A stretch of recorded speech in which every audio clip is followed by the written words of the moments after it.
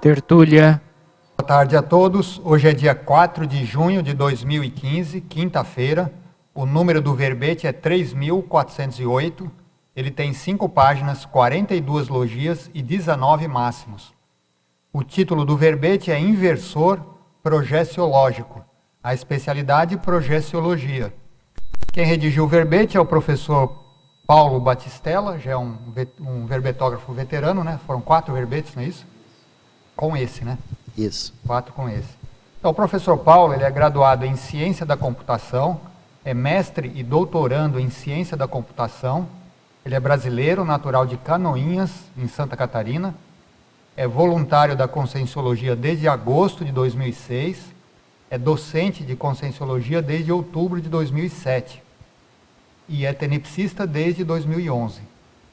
Então, vamos aqui à definição.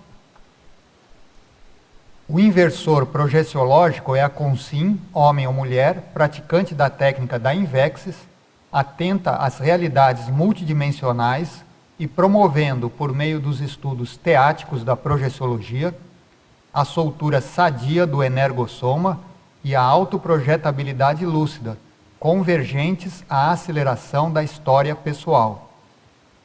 Agora, na pensenologia, o holopensene pessoal da projetabilidade lúcida interassistencial, os invexopensenes, os lúcidopensenes, os lateropensenes, os mnemopensenes, os retropensenes, os evolutiopensenes, os ortopensenes, a pensenidade refratária às energias intoxicantes, o holopensene invexológico convergente ao estudo da projetabilidade lúcida, o pensene padrão homeostático do inversor existencial, a autopensenização vigorosa, o holopensene desassediado, a qualificação da forma holopensênica.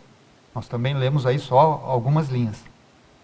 Agora, na fatologia, os estudos projetivos promovendo as recins pessoais do inversor, o desenvolvimento da autocientificidade, o aumento da maturidade, a nulificação da juventude, a perda de oportunidade projetiva devido à ansiedade do inversor, a projeciocrítica, a projeciografia, o balanço invexológico evidenciando o aumento das projeções lúcidas, as reuniões dos grupos de inversores existenciais, expandindo o conhecimento teático das projeções vivenciadas, as reciclagens invexológicas, os avanços da autopesquisa e os cursos projetivos do IIPC.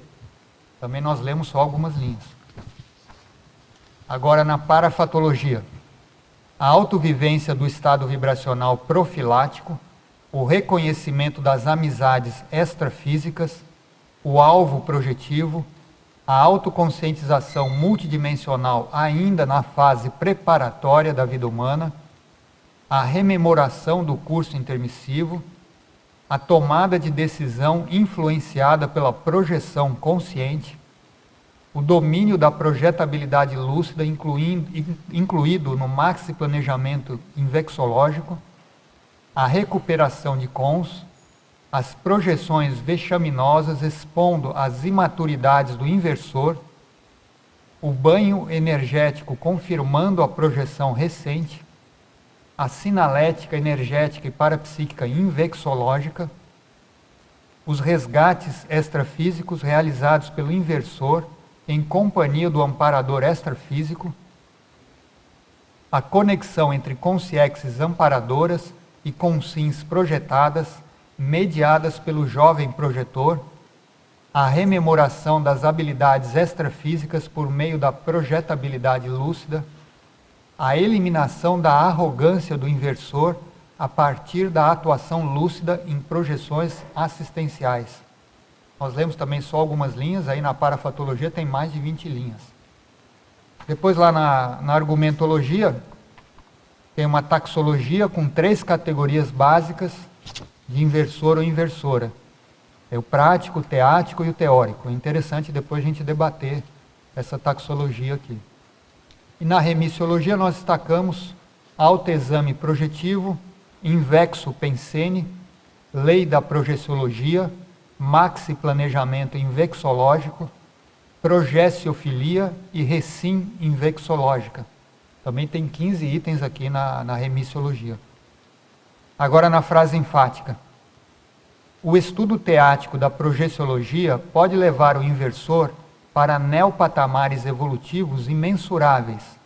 Dependerá dos autoesforços do projeciólogo o alcance da autonomia projetiva.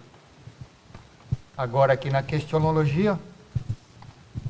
Você, leitor ou leitora, na condição de inversor existencial, já estuda teaticamente as projeções conscientes lúcidas ou a projetabilidade ainda é hipótese a ser comprovada? Como avalia o saldo das vivências projetivas pessoais? Aí na bibliografia específica nós temos 2 referências. Agora aqui a mega análise com 20 itens, que é feita pela equipe da Enciclosapiens, que é composta pela Socorro Frazão, a Marilene Raganin e a Ana Rocha. Então vamos aos 20 itens. Esses 20 itens são destaques, né, do verbete.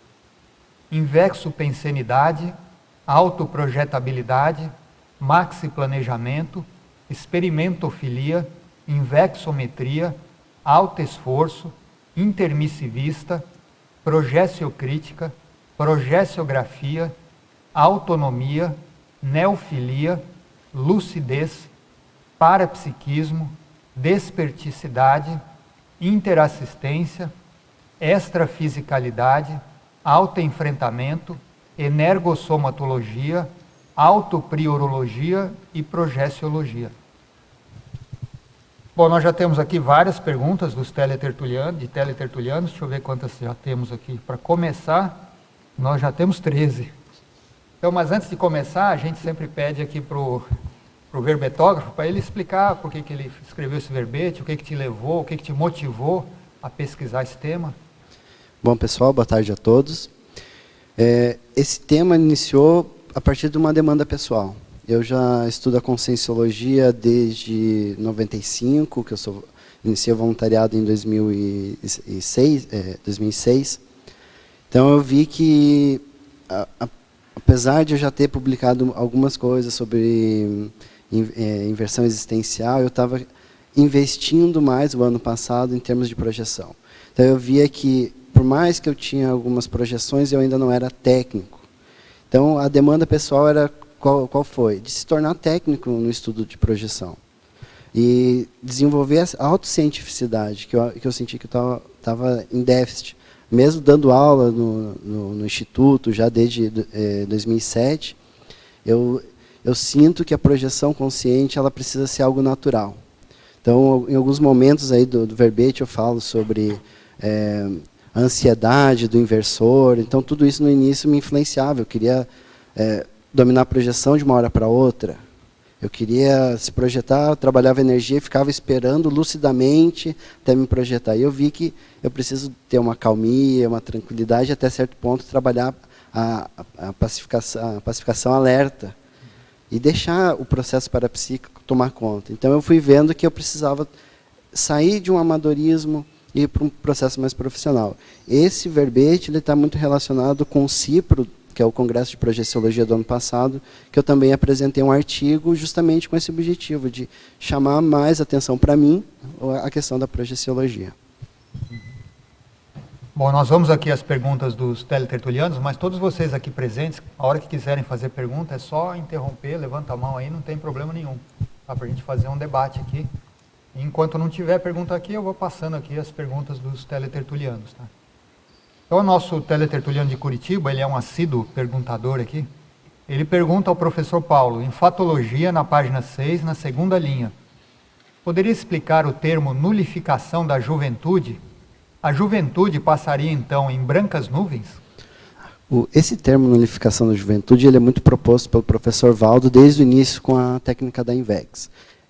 Essa nulificação não significa repressão, não significa não passar pela juventude assim, de um jeito imaturo. Ah, não, agora eu vou ser adulto, vou fingir que eu estou agindo como um adulto. Não, não é isso. É muito pelo contrário.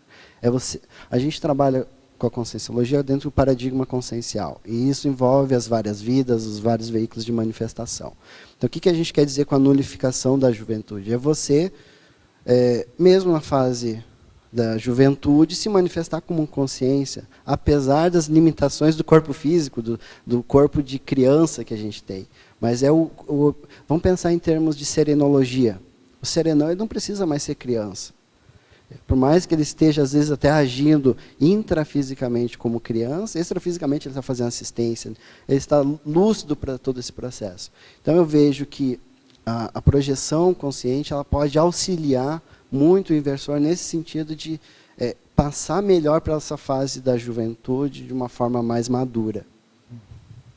Eu acho que também seria uma nulificação das imaturidades da juventude, né? Isso. Uma nulificação da juventude convencional. Não é que a pessoa não vai ter juventude, né? Acho que não é essa a abordagem. Que às vezes vira repressão, né? Assim, não, eu sou muito maduro. Aí fica um adulto frustrado.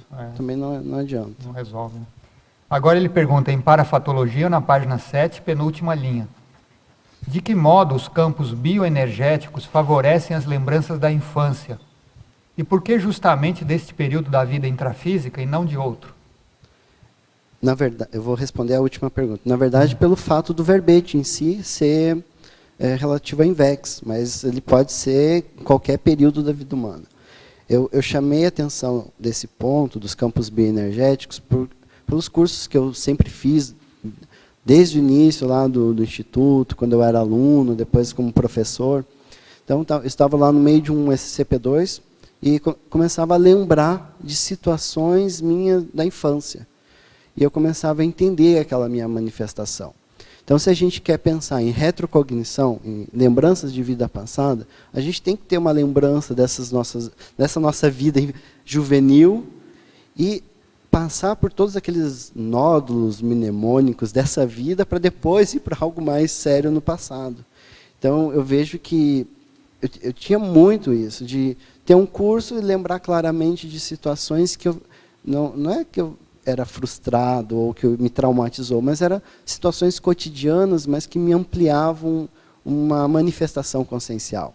E isso foi importante para mim, para entender melhor como é que eu funcionava, para eliminar algumas imaturidades. Então, é nesse sentido aí que eu quis trazer a importância dos campos energéticos. Antes de eu entrar para a equipe de GCP2, eu vou tentar não falar demais, mas antes de entrar para a equipe de GCP2, eu fazia pelo menos 2 cursos de campo por ano, para tentar acelerar, otimizar, avançar mais com o processo parapsíquico. Hoje já é um pouco mais, né? Você falou é importante. Muita gente fica preocupada em lembrar de vidas passadas, mas não lembra das coisas dessa vida mesmo, da infância, dos processos que ele passou, né? É verdade. Agora aqui é de Criciúma, em Santa Catarina. Professor Paulo, em Pensenologia, página 6, segunda linha. Poderia comentar os lúcido-pensenes com exemplos para melhor manter os mesmos? Bom, se a gente pensar em termos de pensenidade, que é pensamento, sentimento e energia, ele é uma manifestação da consciência. Você não consegue só pensar, ou só sentir, ou só emitir energia. Quando a gente fala em lúcido pensene, são os pensamentos de lucidez. Ou se a gente pensar em recuperação de cons, por exemplo, que são essas lembranças do nosso curso intermissivo, por hipótese daquela pessoa que fez o curso intermissivo. Eu considero uma hipótese bem válida na minha condição de ter feito o curso intermissivo. Então, esses lúcido pensenes seriam nesse sentido, de a gente relembrar essas lembranças, né? Relembrar todas essas informações do curso intermissivo e utilizar de forma prática nessa vida, porque senão a pessoa, por exemplo, a gente falou de campos bioenergéticos, né? A pessoa vai para um curso, fica lúcida lá durante um final de semana num curso, aí chega segunda-feira, está com o mesmo padrão de pensenidade de antes de começar o curso. Então não adiantou nada o curso? Não, a pessoa tem que fazer mais força para manter esses lúcidos pensantes. Pelo menos eu vejo dessa forma. Eu acho que o nosso desafio é estar no, sei lá, pegar o exemplo lá de São Paulo, 6 horas da tarde, no centro da cidade, está dominando energia, está bem com as energias. Esse, para mim, é um desafio. Entende? Desassediado. Desassediado. Verdade. Então, agora, uma pergunta de Francisco Beltrão, aqui do Paraná. Então, ao verbetógrafo Paulo, em Parafatologia, página 7, final da primeira linha. Poderia colocar sua para-experiência quanto ao reconhecimento das amizades extrafísicas? Bom, quando eu comecei a estudar Conscienciologia, de forma prática, porque eu conheci em 96, 97. Porém, entrei na fase do porão consciencial e só saí lá em 94, 95. Aí, nesse período de 2005 e 2006, né? Em 2005, eu comecei a fazer cursos aqui no CAEC, aí eu fui para Florianópolis, lá que eu morava lá perto de Florianópolis, comecei a fazer cursos no Instituto, entrei para o voluntariado. Mas nas primeiras projeções que eu tive, eu reconheci amizades que eram extrafísicas, lúcidas, assim, não, eu quero aproveitar ao máximo essa relação que eu estou tendo. Aí eu acabei cortando as amizades intrafísicas dispensáveis. Então, é como se fosse um contraponto. Você você não vai se isolar de todo mundo, não é isso que eu estou querendo dizer. Mas você acaba priorizando amizades mais evolutivas, principalmente as extrafísicas, e vai deixando de lado as amizades superficiais, que não, às vezes não vai te adiantar em nada. Eu acho que você tirando essas amizades ociosas, você tira as amizades extrafísicas ociosas, tipo guias cegos, acompanhantes e tudo mais. Nessa época, aí, 2006, eu comecei a ter projeção com esses grupos extrafísicos. Então, situações que eu não fazia intrafisicamente, eu estava fazendo extrafisicamente, patológica. Eu disse, não, isso aí não é para mim, está tudo errado, vamos fazer reciclagem. Então, eu acho importante esse item aí de valorização, que eu falei ali, reconhecimento dessas amizades. Que não é só assim, uma amizade nova. Não, é um reconhecimento, você está relembrando quem que são essas consciências. Isso é importante. Paulo, quem quer? aproveitando que você está falando, você comenta aqui na parafatologia também, projeção lúcida em grupo com voluntários para assistência a jovens projetados. Você pode falar mais dessa experiência? Na verdade, quando eu recebi a informação que esse artigo foi aprovado, eu recebi também um outro e-mail, né, que a gente recebe por e-mail, um outro e-mail de um voluntário do Instituto falando que a gente teve uma projeção com várias crianças e lá a gente estava comentando assim, poxa, vai ser difícil esse pessoal mesmo aqui fora do corpo eles lembrar dessas projeções. Então a gente está fazendo força até para ajudar as consciências jovens a se lembrar da extrafisicalidade, de ter feito ou não o curso intermissivo. Então, o que eu quero dizer nesse sentido é que eu não tinha clareza, eu não tinha lembrança dessa projeção, mas eu estava trabalhando com o tema, Invex e projeção, mas um outro voluntário me alertou, a gente estava fazendo assistência fora do corpo. Então, às vezes a gente não tem esse know-how, essa ciência, né, essa noção de tudo que a gente está fazendo. Então, essa troca com o grupo te ajuda a ampliar mais a sua visão do trabalho que está sendo feito. Sim, muito bom. Aí, aproveitando, você pode falar aqui também sobre como é que você faz, ou está fazendo aqui, o fim do amadorismo projetivo.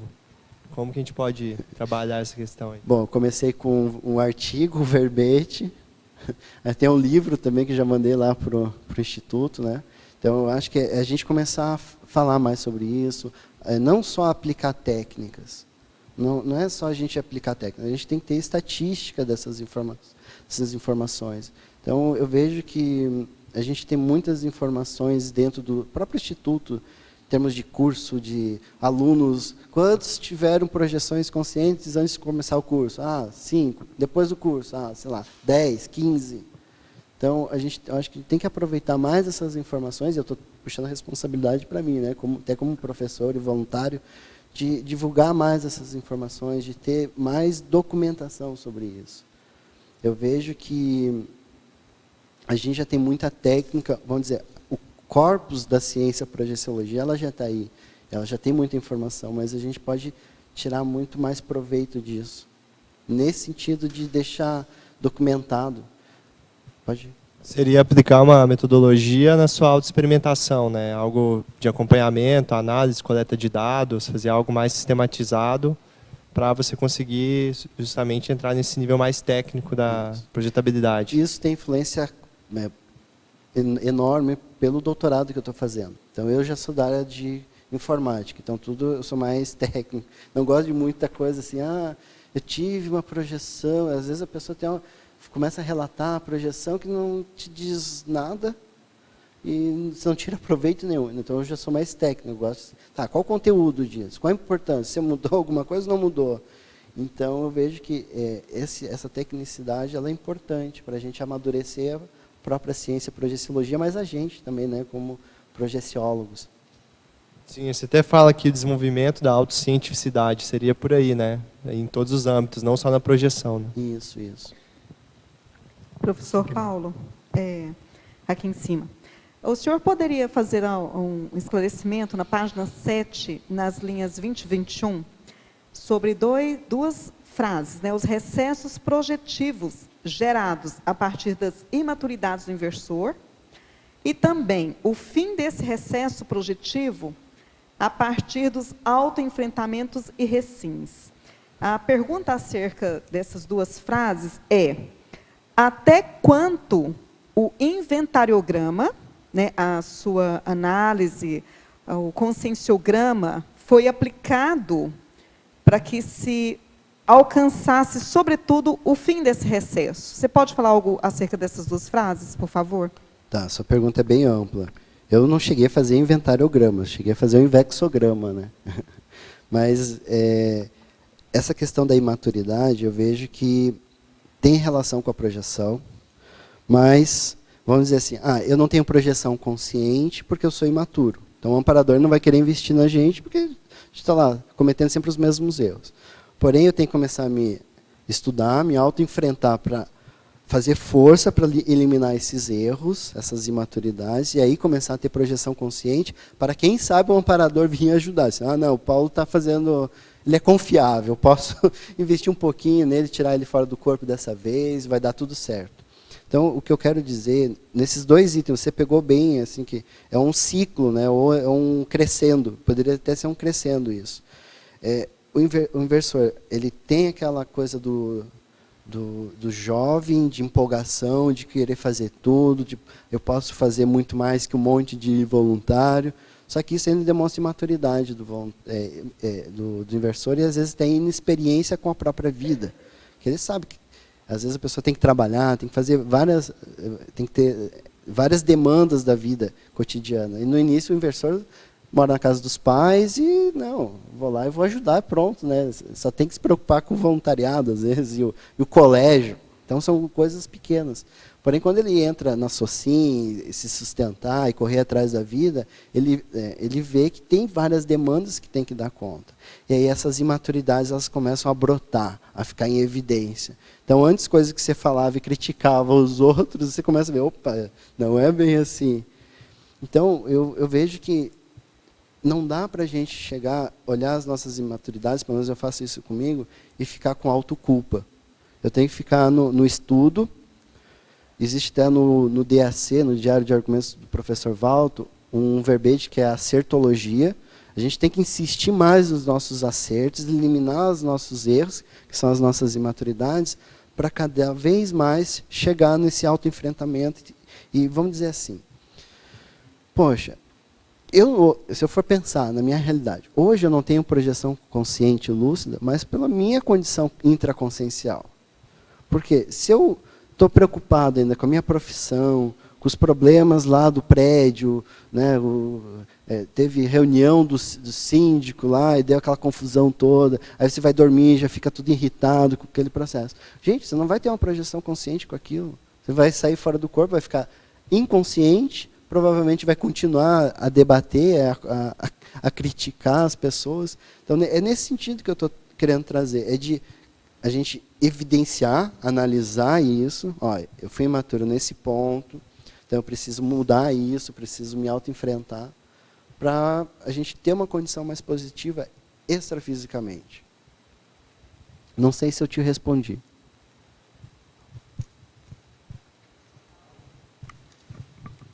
Professor Paulo, parabéns aí pelo seu verbete, tá? Aí na parafatologia, você poderia expandir um pouco mais o termo sinalética energética e parapsíquica invexológica, e como é que você faz para estar mapeando a sua sinalética parapsíquica? Tá. Esse é um verbete que eu também escrevi, sinalética parapsíquica invexológica, não sei nem se eu coloquei aqui na remissiologia, eu acho que não. Tem lá na remissologia. A gente tem que avaliar, assim, não necessariamente o inversor, vamos tentar extrapolar um pouco. Será que hoje, com todo o conhecimento que eu já tenho de parapsiquismo, de fenômenos parapsíquicos, de cursos de campo que eu participei, e eu for analisar, fazer uma retrospectiva da minha vida, nessa minha infância, quando eu era criança, será que você já não teve evidências que demonstram que você teve sinaléticas parapsíquicas? E analisar isso francamente. Às vezes você já vem tendo sinaléticas há muito tempo e você não percebeu.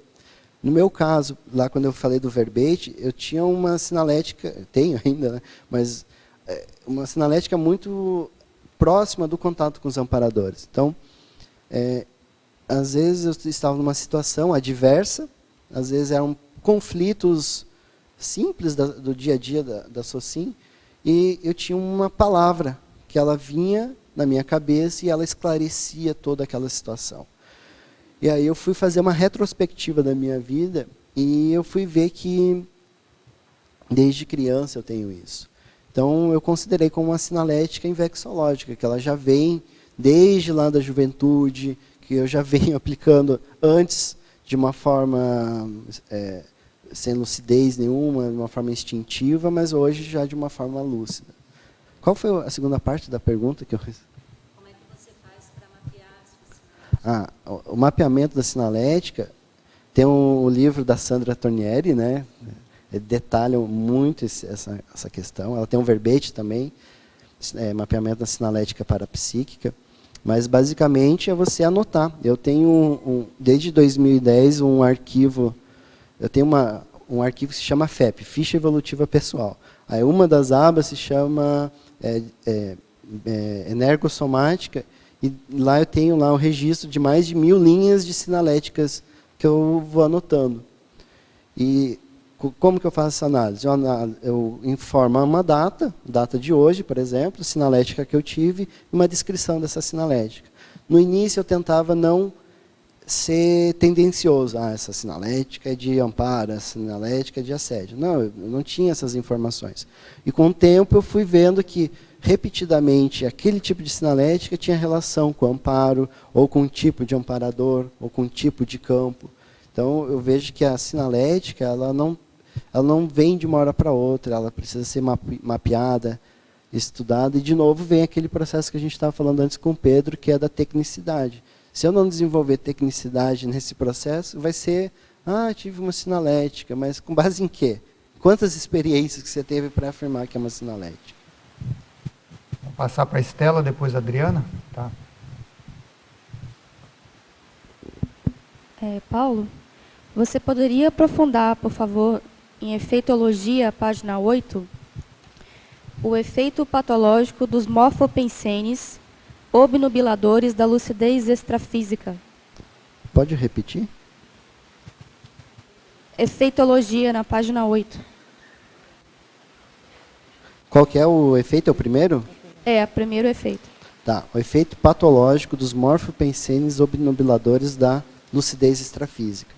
Então, o que acontece? Às vezes você pode ter uma projeção fora do corpo, mas você está envolvido em morfopensenes. Morfopensenes são cenários energéticos, às vezes criados por você mesmo, e que tira toda a sua lucidez. Você acha que está num ambiente muito bonito, cheio de sol, uma paisagem linda, mas você está no teu quarto, sonhando fora do corpo. Entende?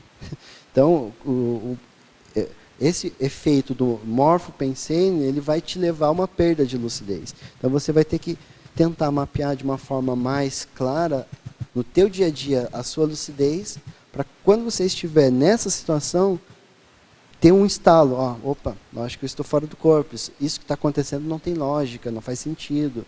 vou trabalhar com energia, vou exteriorizar a energia para ver se esses morfopensênicos eles se desfazem.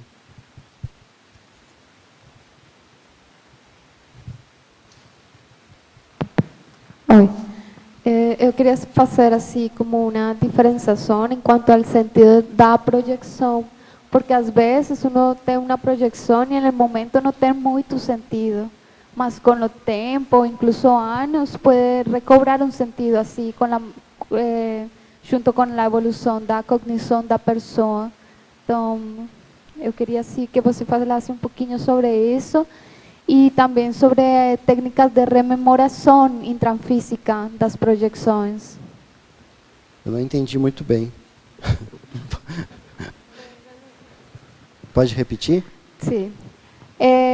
Primeiro, assim, sobre, por exemplo, você falou que às vezes as pessoas se projetam, falam da projeção, mas não tem nenhum aporte nesse momento.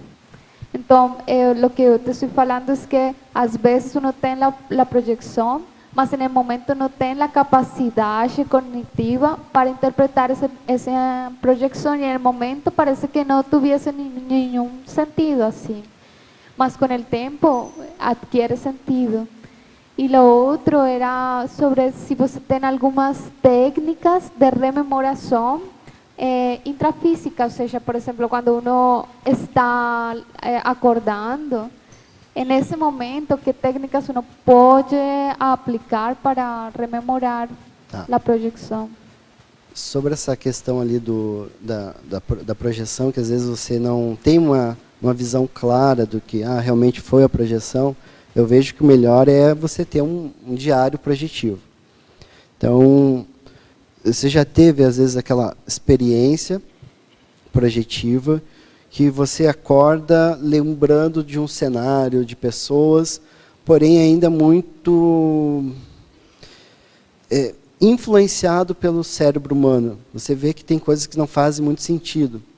Então, você tem que depurar com cuidado para ver o que realmente fazia sentido ou não. O que eu faço? Porque naquele momento eu não vou ter essa informação ou aquela lucidez para conseguir distinguir o que foi verdade, o que realmente aconteceu da imaginação. Eu anoto. E às vezes, aquela lembrança ela fica o dia inteiro comigo. E aí eu presto mais atenção. Então, por mais que tenha sido um sonho, entre aspas, eu vou anotar, eu vou deixar fixado isso ou na minha memória para depois anotar. E aí, o importante da anotação é que depois de alguns anos você pode voltar lá e vai rever aquelas anotações. Ou fatos que acontecem, por exemplo, intrafisicamente, comprovam aquela situação que você teve. Eu sempre falo nos meus cursos, quando eu entrei no meu mestrado, um dia antes eu tive uma projeção que foi uma pré-cognição. Os primeiros 15 minutos da aula eu tive na minha projeção. Quando eu sentei na sala de aula intrafisicamente, aconteceu a mesma coisa. E cheio de banho de energia, a aura do professor estava toda clara. Eu disse, não, então comprovou a minha hipótese de que aquele sonho, entre aspas, era uma projeção. Porém, ainda muito misturado com sonho, com o morfopensene, que seja. Então, eu vejo que anotar a projeção consciente vai te tornar mais técnico nessa abordagem. Eu não consigo lembrar a sua segunda pergunta. Rememoração, a técnica de rememoração. A técnica de rememoração. Para mim é difícil, assim, porque às vezes eu acordo para a TENEP 5 horas da manhã, lembrando de um monte de coisa. Porém, eu já tenho, 5 horas da manhã não, é 5h50. Eu já começo às 6 horas a TENEPS. Então, eu lembro de alguma coisa, se possível eu anoto, mas se não, eu deixo. E eu tenho uma certa facilidade de lembrar dessas experiências. Mas o que mais me ajuda é, por exemplo, antes de deitar, que o meu processo não é depois, não é na hipnopompia, é na hipnagogia. Então, quando eu estou mais lúcido, eu trabalho com energia, vou deixando o corpo ficar mais adormecido, entorpecido, e aí eu tenho a projeção consciente. Para mim, funciona mais nesse sentido. Então, quais são as técnicas? Estado vibracional, a poltrona da TENEPS é um ambiente que eu gosto muito de trabalhar. às vezes para refletir, eu posso também estar ali me predispondo a algum tipo de projeção desassediadora antes da TENEPS. Minha TENEPS lá é de manhã, mas às vezes à tarde ou à noite você precisa, não, acho que tem que ser feito um trabalho pontual nesse caso. Então, a minha técnica é registrar e investir na lucidez. Quer ver uma técnica que eu uso? Porque, assim, técnica, projeciologia tem mais de 30 técnicas, né, de projeção. Mas qual que é a técnica que eu busco desenvolver? É tentar ficar o máximo lúcido nessa transição da hipnagogia para o sono. E tentar ficar lúcido. Mesmo que eu apague, eu volto, trabalho com energia, entende? E aí entra uma dificuldade, que eu gosto de controlar as coisas, né? Então, é passar por esse processo sem querer controlar. Então, vou controlar o corpo energético. Não. Esse processo de descoincidência é um processo de soltura das energias. Então, é como que eu consigo deixar o corpo solto, as energias soltas, o corpo físico se adormecendo, e eu ainda consigo ficar lúcido nesse processo. Então, assim, eu volto a falar, eu sou muito da área da informática, então eu tento pensar de uma forma mais lógica. E aí, às vezes, isso também acaba me segurando na projeção consciente. Então, hoje, o meu desafio é tentar deixar esse processo da soltura, da saída fora do corpo, mais espontânea, sem querer controlar nada. Essa é a minha técnica que eu estou tentando desenvolver hoje. Paulo, aqui do seu lado. Acho que ela queria falar. Tem mais? Só assim para aportar. Eu uso uma técnica quando eu, por lo general, eu lembro muito bem. Mas quando eu não lembro de nada, eu não, ao acordar, eu não mexo o corpo. E aí eu tento auscultar qual é o primeiro pensamento que eu tive. E começar a puxar de ali. É como a forma de amarrar assim e trazer memória do extrafísico. E eu, com o tempo, di conta que é muito bom, muito bom esse exercício, porque ajuda, não importa se é a rememoração de um sono ou de uma projeção, mas ajuda a fazer esse exercício para trazer informação. Isso é técnica da rememoração fragmentária. Mas o que eu faço também, você estava falando, comecei a lembrar. Às vezes, vamos dizer que eu não anotei a projeção, porém alguns fatos indicam que eu tive projeção, encontrei com uma pessoa, ela falou, não, eu estava projetado. O que eu faço? À noite, quando eu vou deitar, eu trabalho com energia. E eu busco ficar mais descoincidido. Nesse momento de descoincidência, você se lembra dessas informações também. Então, isso também dá para ser feito. Uma coisa, Jorge, só queria complementar que a gente fala muito em desenvolvimento projetivo. Eu vi que no verbete você cita muito a questão da RECIM.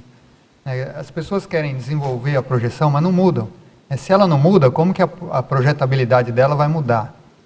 Esse que é um paradoxo. Quer dizer, se ela não melhora a cognição dela, por que a cognição dela extrafísica vai mudar? Se ela não melhora, sei lá, as inter-relações dela aqui, por que a inter-relação extrafísica vai mudar? Então, acho que eu vi que você cita várias vezes no verbete, acho muito importante essa relação no desenvolvimento projetivo, né? Quer dizer, a pessoa, se ela não muda internamente, o parapsiquismo dela não vai mudar. Se ela é a mesma, por que vai mudar o parapsiquismo e vai mudar a projetabilidade dela? Então, essas mudanças têm que vir acompanhadas de mudanças intraconscienciais, pelo menos do meu ponto de vista, né? Eu concordo plenamente. Na verdade, dentro desse verbete, eu tentei deixar fixado, com cápsula do tempo, né, para entender que a projeção, para mim, ela me ajudou a eliminar não todas as imaturidades, mas grande parte das imaturidades, mas principalmente perceber essas imaturidades de um ângulo, de uma perspectiva diferente. Poxa, realmente eu sou assim desse jeito, eu vou mudar porque vai me fazer bem. Aí, outras projeções, você vai ter uma extrapolação, uma projeção super positiva, se sente super bem. Não, você quer se manter naquela condição. Então, eu vejo que a RECIM entra nesse ponto, que é de você sair daquela imaturidade para uma nova condição, de uma condição mais madura. Seriam duas questões aqui, Paulo. Eu vou falar a primeira, em seguida eu te falo a outra. No CPC, penúltimo CPC. Código da mega fraternidade nos resgates extrafísicos. Expande um pouco mais o que seria esse código, porque me interessa muito a mega fraternidade devido à relação com o para-direito. Tá. Eu não vou entrar tão detalhadamente no para-direito, né? Mas tem relação que eu vou falar. Total. É porque, assim, eu tive algumas retrocognições de processos bélicos, né? O Valdo sempre fala do cavalo, da espada, ele fala mais um, né? Do cavaleiro, né? Então, retrocognição antiga, para mim, é desse padrão. Então, as primeiras projeções que eu tive era nesse sentido. Vi uma consciência assediadora, o que eu ia fazer? Não sei de onde apareceu uma espada. Eu saí atrás do assediador. Uma projeção assistencial, nada disso. A projeção que você foi assediador da pessoa. Então, eu vejo que esse é o ponto, no meu caso, é conseguir, naquele momento que está o assediador vindo até você, você conseguir acolher ele. E não sucumbir ao assédio, mas também não ir para cima dele. É nesse ponto, sabe? Porque às vezes a gente quer pular no pescoço dele, não quero saber. Né? Eu quero livrar o meu problema. E aí talvez ajude até você, porque o Valdo me alertou para isso. Eu não chegava a fazer isso, mas eu exteriorizava de uma maneira assim mais, sabe, de jogar energia como um mecanismo de defesa. Isso. Depois, quando o Valdo citou aqui que ele utiliza a técnica da aranha, ele deixa o assediador entrar na psicosfera dele como se ele tivesse fraco na condição, e a hora que o assediador vem, encosta nele, a energia dele engole o assediador e faz assistência. Que daí provoca como se fosse, e já aconteceu, já tive essa experiência, realmente é um negócio, ela congela, congela, trava, e os amparadores levam. E aquele processo de ir para cima, mesmo fazendo assistência, mas jogando energia, você deixa ela chegar em você. Então, acho que é bem dentro disso que você está falando. Não, e a aranha, ela deixa a teia, ele vê o inseto e fica preso. Isso, ela vai com então, por mais que ela queira depois, sair, não consegue. Mas ali é um negócio positivo, né? Que você está jogando energia, não para acabar com a consciência ou para dominar, porque senão a gente faz a mesma coisa que a gente fez no passado, né? Até um caso, Paulo, para colaborar, que ele foi empurrado aqui dentro por um assediador. E eu fiz a pergunta para ele, professor, mas como que o senhor deixou? Ele falou, não, eu deixei ser empurrado. Ele veio para me empurrar, eu deixei ele se aproximar, na hora que ele me empurrou, pensou que estava ganhando, aí eu envolvi e fiz assistência. Ele chegou a cair para fazer assistência a um assediador. Agora, olha só, vamos pensar no caso do professor Val. A sutileza do parapsiquismo, né? Ele prefere deixar o processo intrafísico acontecer para fazer assistência para a consciência. Daí a pessoa pode dizer, mas eu tenho que dominar a energia, eu tenho que ser bom, eu não posso cair, não posso ser assediado. Não. Você precisa passar por esses processos. Às vezes você vai se sentir mais assediado em momento, mas se você aproveitar aquilo como uma oportunidade para aprender a fazer o desassédio, você vai sair muito mais forte disso. E a segunda seria aqui na antepenúltima linha, ou a terceira de baixo para cima na parafatologia. A terceira, os parapsicodramas auxiliando o inversor a superar os emocionalismos humanos. O que você pode falar um pouco desses parapsicodramas? Me interessa muito isso também. Eu tenho uma hipótese. Eu já conversei com alguns voluntários, mas ainda não consegui comprovar ela. Tem que ter um estudo de caso maior, com mais pessoas.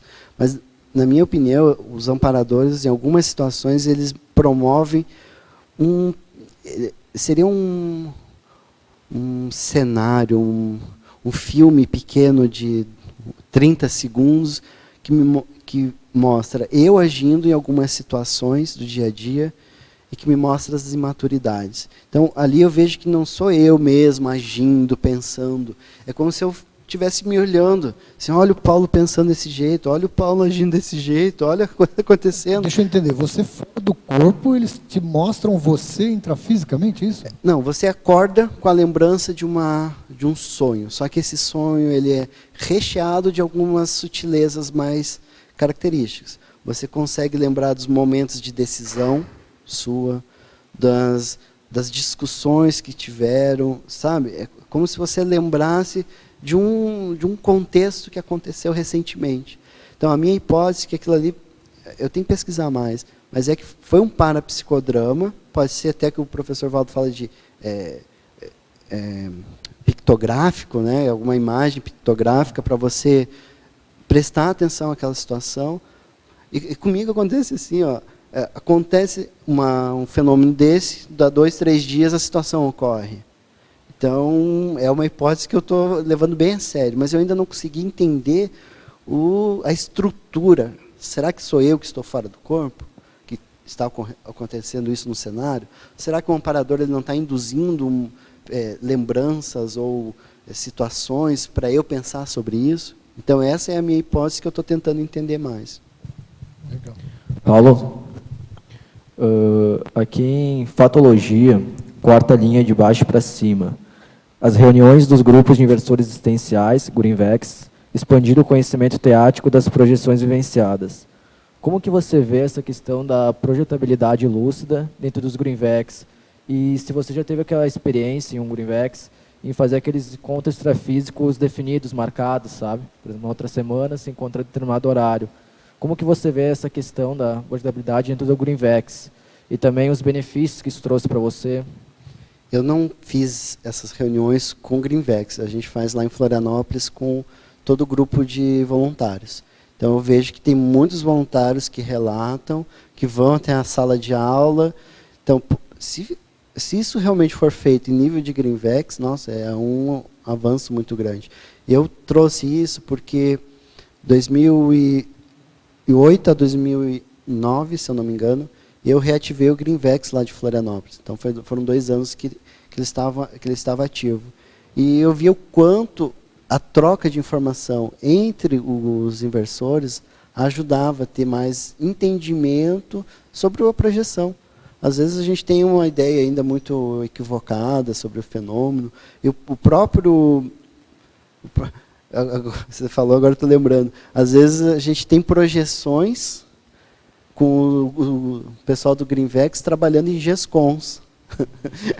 Aí, poxa, você já está trabalhando extrafisicamente. E isso é bacana, mas isso não pode ser só o fenômeno em si. Então você tem que pensar, poxa, se vocês estavam reunidos, ou eu, né, reunidos extrafisicamente para escrever alguma coisa, o que aconteceu com isso? Isso aí foi levado adiante ou parou? Entendeu? Se parou, por que parou? Houve algum desvio, voluntário saiu, entende? Então, mais nesse sentido, além de ser uma troca de informação, mas também de aproveitar mais essas experiências.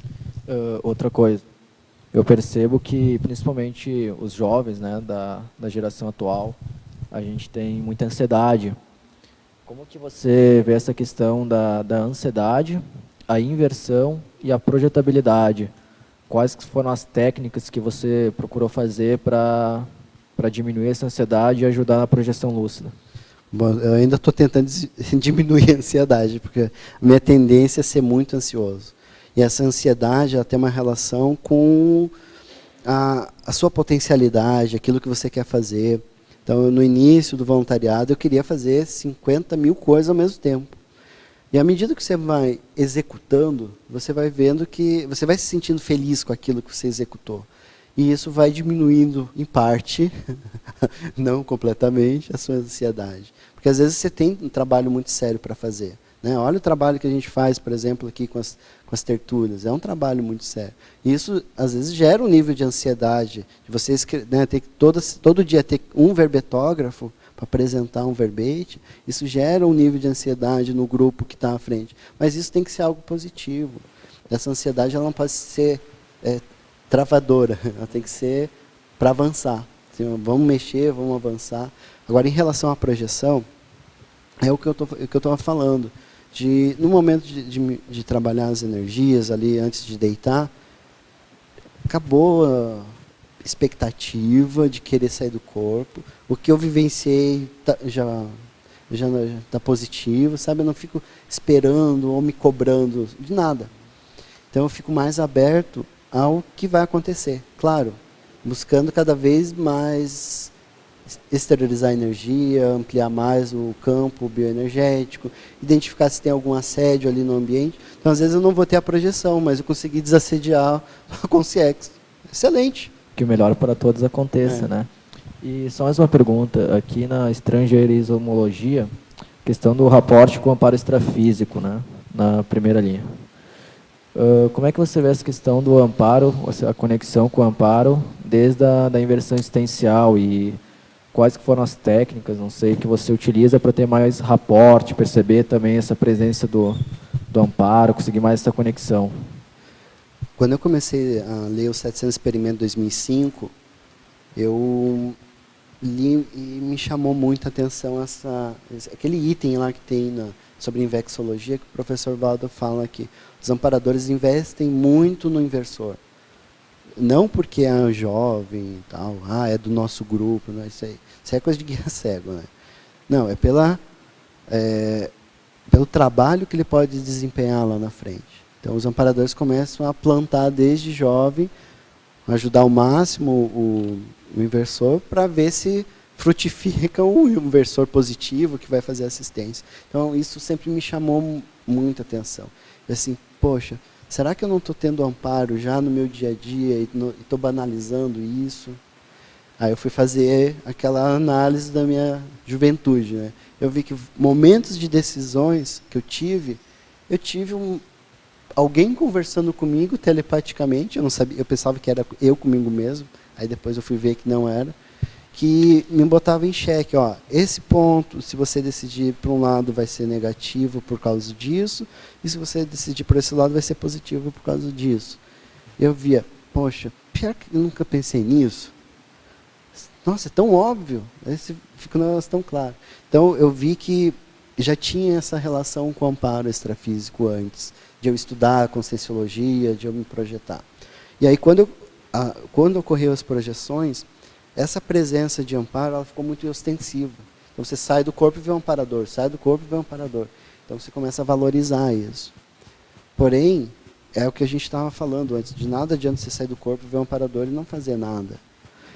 E aí entra outro item, ansiedade, aí você tá ansioso para fazer alguma coisa. Não, vai com calma, faz um planejamento. Quantos anos você tem? 23? Penso que eu sou mais novo, né? Deu 23. Eu tenho 18. 18 anos. 18. Nossa, então, que eu falaria para você em relação a essa questão do amparo? Eu utilizei essa amizade com os amparadores para eu ver a realidade dos meus colegas, a realidade onde eu estava imerso, da família, até para entender as imaturidades familiares, que às vezes, poxa, tem algumas coisas ali que não faz sentido. Aí você, não, olha, ainda são consciências que estão aprendendo, estão amadurecendo, assim como você também tem algumas coisas para melhorar. E aquilo ali foi me dando força para superar qualquer coisa. Sabe o que eu vejo, assim, às vezes, a dificuldade do inversor? É de sucumbir às imaturidades do grupo, faculdade, sei lá, amizades ali do local onde ele mora, e aí ele, às vezes, perde a ProEx.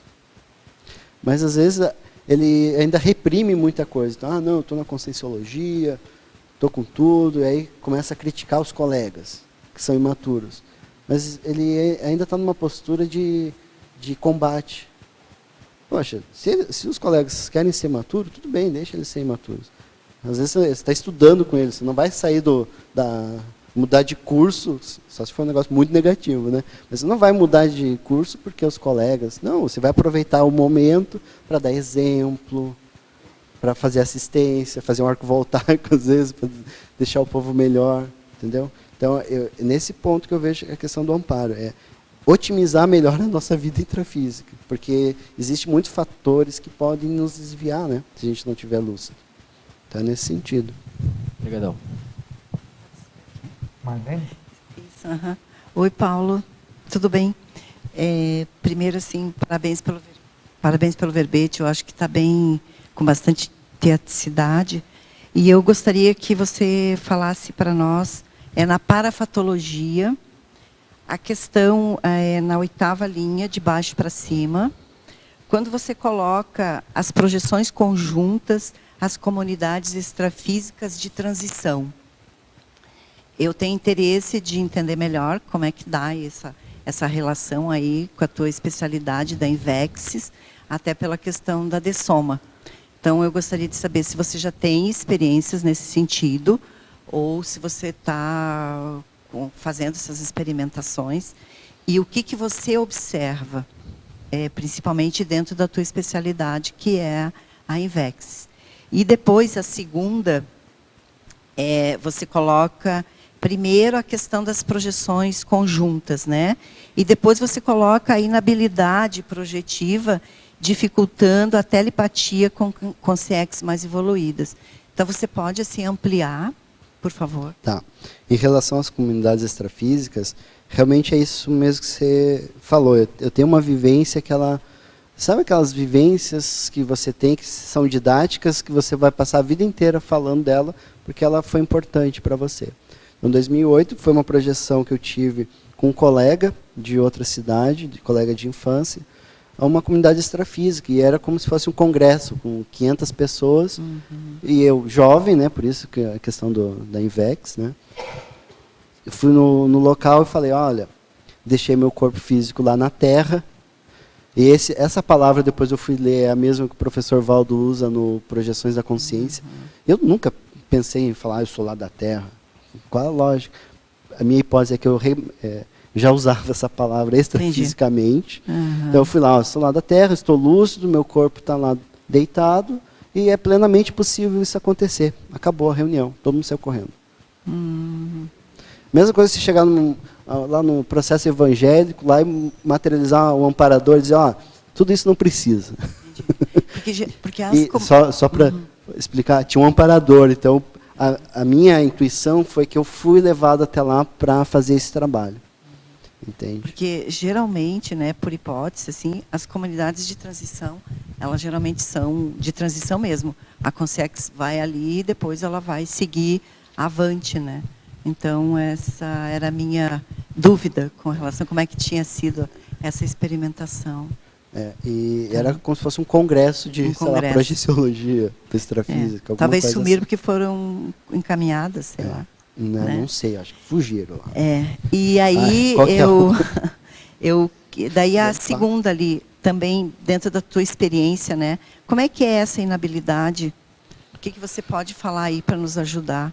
Porque você coloca como uma dificuldade de telepatia, né?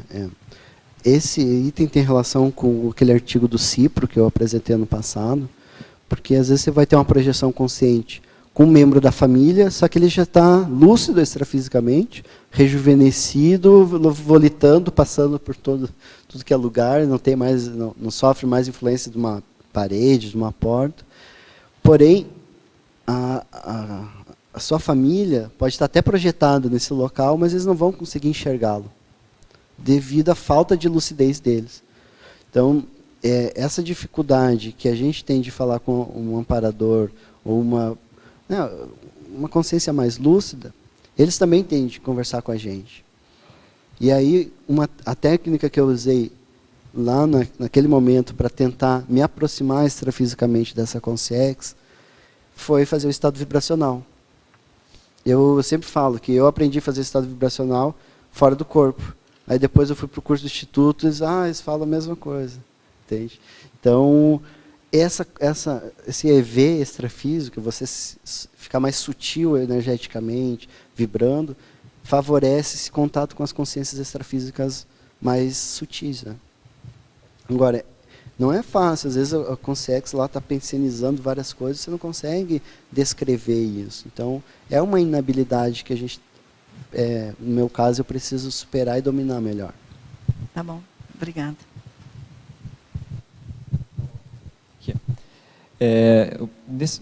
Ao longo do processo de docência no IPC, uma coisa que eu percebi, assim, e até comigo mesmo quando comecei como aluno no CIP, lá atrás, é que a gente tende a desvalorizar bastante muitas das experiências que a gente tem ao longo do período de sono, e por desvalorizar elas não faz esse registro. Há alguns anos, há uns 2 anos mais ou menos, eu comecei a tentar, assim, não fiz isso com muito afinco, mas registrei várias das experiências que eu tive, mesmo aquelas que pareciam mais absurdas possível. E teve uma que foi muito interessante, que aconteceu no ano passado, e que foi o seguinte, eu estava, durante um sonho ali, parecia um sonho, eu estava viajando com os colegas da empresa para algum lugar que eu não sabia, a gente estava num ônibus, E em algum momento eu saía desse ônibus, subia numa Harley Davidson, começava a andar e aí aparecia um policial, me multava, um contexto bem estranho, assim, bem esquisito. E aí, em fevereiro desse ano, aconteceu uma viagem na empresa que eu não fazia ideia que ia acontecer, lá em setembro do ano passado. Fomos todos nós, toda a equipe da área comercial da empresa foi para uma convenção de vendas e, de repente, lá na metade da convenção, o pessoal falou assim, hoje a gente vai fazer um sorteio aqui para quem responder esses negócios, vamos sortear uma Harley Davidson. Aí eu falei, peraí. Aí eu comecei a lembrar que eu tinha anotado e voltei dos meus registros e encontrei lá todo o registro, eu não lembrava mais dos detalhes da projeção, eu pensei, eu posso ter tido provavelmente foi uma pré-cognição, não consegui trazer todas as informações, mas está ali, está registrado. E aí a pergunta que eu te faço é a seguinte, nesse processo do registro, você tem alguma técnica para fazer um registro mais apurado possível e como é que você faz o processo de arquivar esses registros? Porque os meus registros até esse momento estavam muito dispersos. Alguns em papel, alguns no computador, e eu comecei a reunir justamente para poder encontrar eles depois, quando esse tipo de coisa acontecesse. Esse tipo de experiência eu gosto de anotar em papel. Então, hoje eu não tenho um caderno da TENEPS e um caderno de projeção. Para mim é tudo junto. E aí eu tenho do lado da minha cama uma lanterna, caneta e o caderno da TENEPS. Então, na hora, o negócio tem que anotar. Agora o caderno está acabando, então eu já tenho que pensar no próximo caderno. Mas eu não acho interessante, no meu caso, ficar digitando a experiência, porque eu acabo esquecendo, e com a escrita é muito mais rápido. Eu não sei, é muito mais rápido que ficar digitando lá. Isso que eu já digito rápido, tenho uma certa experiência com isso, mas eu prefiro escrever. E aí, escrevendo, vem as ideias, amplia mais o negócio, é diferente. Então, eu gosto, o negócio é escrito mesmo, e voltar lá nas folhas, isso que eu encontrar gosto. Depois os arquivos e fazer essa Agora, recuperação. Sobre a técnica, eu vejo a técnica do projeciologia, projeciografia e projeciocrítica. Então, eu escrevo, tinha uma abobrinha no meio lá da sala, então, eu escrevo. Depois eu faço a projeciocrítica. E aí, quando tem esses fatos, né, que comprovam os parafatos, você pode até voltar lá, 2015, um ano depois, ou tantos meses depois, eu comprovei a situação. Tem relação com a sua projeciocrítica? Entendeu? Isso é bacana também de fazer. E tem um outro conjunto de experiências que a gente vivenciou agora no começo do ano em Curitiba. Eu estava puxando trabalho lá, apresentando trabalho das projeções em conjunto, assim como alguns outros centros educacionais fazem, e até uma ideia que a gente quer trazer para os Greenvex, propor que aí no próximo semestre a gente comece encontros extrafísicos reunindo os inversores dos Greenvex. E durante esse período que a gente fez esse trabalho, foi muito claro assim, que a questão não é tanto... Quer dizer, também tem relação com o desenvolvimento das técnicas, o desenvolvimento da lucidez, mas muito está relacionado também com o registro. Muito do que as pessoas descartariam normalmente de registro de projeção, quando elas passaram a enviar para mim e eu fazia essa compilação desses dados, ficou muito claro que tinha alguma coisa acontecendo ali. 3 pessoas relatando que eu tive um sonho, ouvi um hospital, ouvi uma casa assim, ouvi uma situação de determinada maneira. Foi muito interessante isso. E uma outra experiência que foi mais pontual minha, que eu queria compartilhar com você, até para ver se já teve alguma coisa parecida, foi o seguinte, que eu não sei se foi projeção ou não consegui classificar ainda. Que eu tive parecia um sonho, que eu estava em um determinado contexto, acontecia uma sequência de cenas dentro de uma universidade, e eu estava acompanhando uma amiga nessa universidade, e aí a gente conversou, teve uma interação ali, ela me mostrou um caderno com algumas anotações, e foi isso, bem rápido. Eu anotei, enviei esse relato para o grupo, né, foi esse relato que eu tive no nosso encontro extrafísico, e no dia seguinte ela me mandou um e-mail e falou, olha, você descreveu exatamente uma sequência de cenas que aconteceu no meu dia a dia. Aí eu fiquei pensando, bom, o que foi que aconteceu, né? Até a questão que ficou assim, eu acessei uma memória dela, ou foi um psicodrama, porque a projeção aconteceu depois de o fato ter acontecido e eu não conhecia aquele fato, né? Não sei se já aconteceu alguma coisa parecida. Sim. Deixa eu tentar falar do processo antes que você estava falando das reuniões, né, extrafísica. eu vejo assim, existe muitos amparadores interessados o antidogmatismo, na eliminação dessa cultura do santo. Então, quando você, no caso um grupo, se disponibiliza seriamente para fazer assistência, vai ter amparador. Entende? Então, eu acho que o que ocorre menos é a gente se disponibilizando para aproveitar essa situação. Porque amparador tem assistência, tem muito a ser feito. Então, acho que depende muito da nossa disponibilidade assistencial. E, realmente, lá em Florianópolis, eu vejo que, extrafisicamente, o ambiente está melhorando também por causa dessas reuniões. Eu comecei a conhecer o amparador extrafísico numa projeção que eu tive por causa disso. Então, eu ficava me perguntando, mas, pô, tantos anos, um ano como coordenador, não sei nem quem que é o amparador extrafísico aqui, que é o coordenador extrafísico. Aí eu vou lá, tem uma projeção, o cara vem, aparece, mas não foi dizer, eu sou amparador aqui, vim aqui para te dizer. Não, eu vejo, tem um trabalho assim para fazer, assim, assado, eu acordei, opa, já tem que trabalhar. Então, esse é um amparador, né? Ele vem para trabalhar. Então, é a disponibilidade. Se você está disponível, vai ter amparo. Agora, eu tenho uma hipótese sobre esse outro item que você trouxe, sobre a questão de, às vezes, você ter uma pré-cognição, ou às vezes não é nem bem uma pré-cognição. O que eu acho que pode acontecer, às vezes você acessar memórias, às vezes até, no meu caso não é com consciência, é com consciex. Você acorda lembrando no meu caso é assim, de uma dessoma. Só que eu não dessomei, entende? E eu também não sonhei, não foi um sonho. Às vezes é uma mulher, às vezes é homem, não tem um perfil. Então, a minha hipótese é de que você acessa essas memórias mesmo, esse holopensene da pessoa. E aí você começa a ver tudo. Às vezes um processo profundo de acoplamento com aquela consciência, seja consciência ou consciência, você traz informações da memória dela para a sua. Eu acho que isso é bem possível, só que tem que pesquisar, né? Paulo, aqui em cima. Voltando um pouco na sua temática acerca dos registros, eu vou colocar uma experiência rapidamente pessoal e que eu acredito que possa auxiliar alguém aqui em algum momento.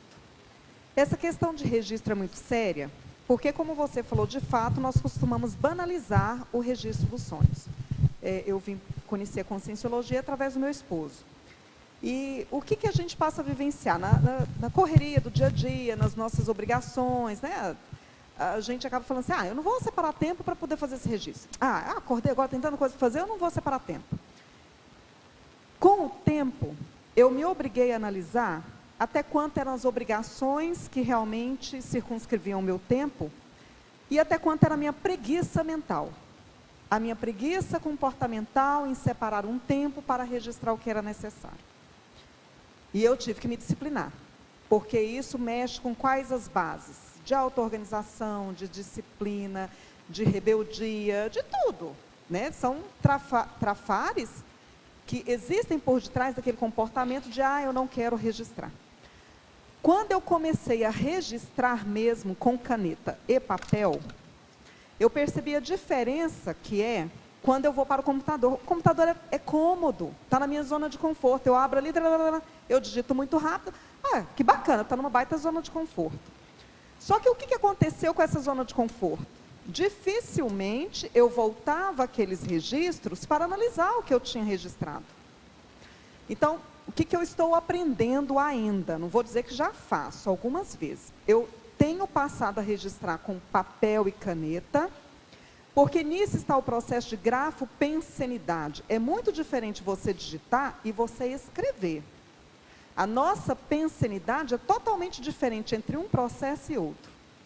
E aí sim, quando já tem um volume já registrados a caneta, eu posso sim, para não ir amontoando aquele monte de caderno, né? Aquele monte, você chega na biblioteca ou no quarto que você tem lá separado, eu tenho aquele monte de cadernos, você fala, meu Deus do céu, né? Eu vou mudar de casa, ter que carregar caixas e caixas de livros, de registro.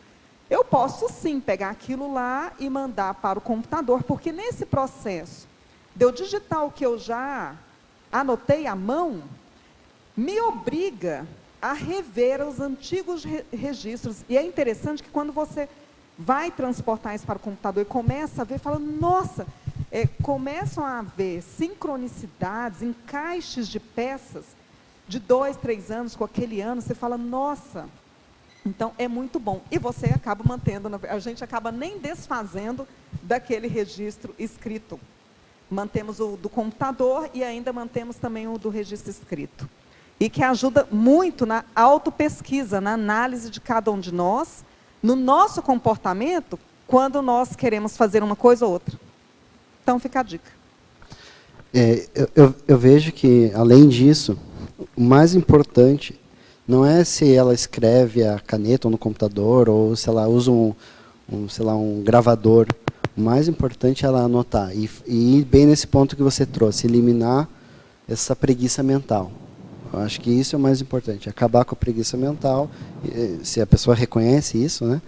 E começar a escrever de algum modo, nem que seja, sei lá, na internet, no celular, para depois você ir profissionalizando e ver qual que é a melhor forma para você, porque cada um funciona de um jeito, de uma forma, mas o mais importante eu acho que é deixar aqueles dados registrados. Isso é importante. Posso só complementar em relação a isso e corroborar com a tua colocação? Eu, há uns tempos atrás, estava relendo os meus registros também, e eu percebi que, tipo assim, eu reconheci mesmo que eu tinha feito aquele registro porque era a minha letra. Porque senão eu não teria assumido que tinha sido uma projeção que eu tive. Então, assim, vale a pena, eu acho que essas colocações aqui, sim, valem muito a pena.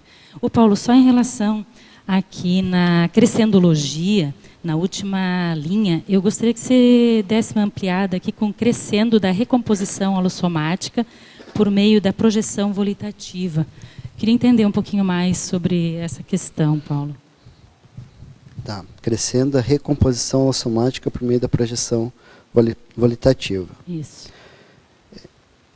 Às vezes, a gente fala muito em curso, né? A projeção consciente é importante para a revitalização do holossoma. Tá, legal, isso é teórico. Mas na prática, você já vivenciou isso?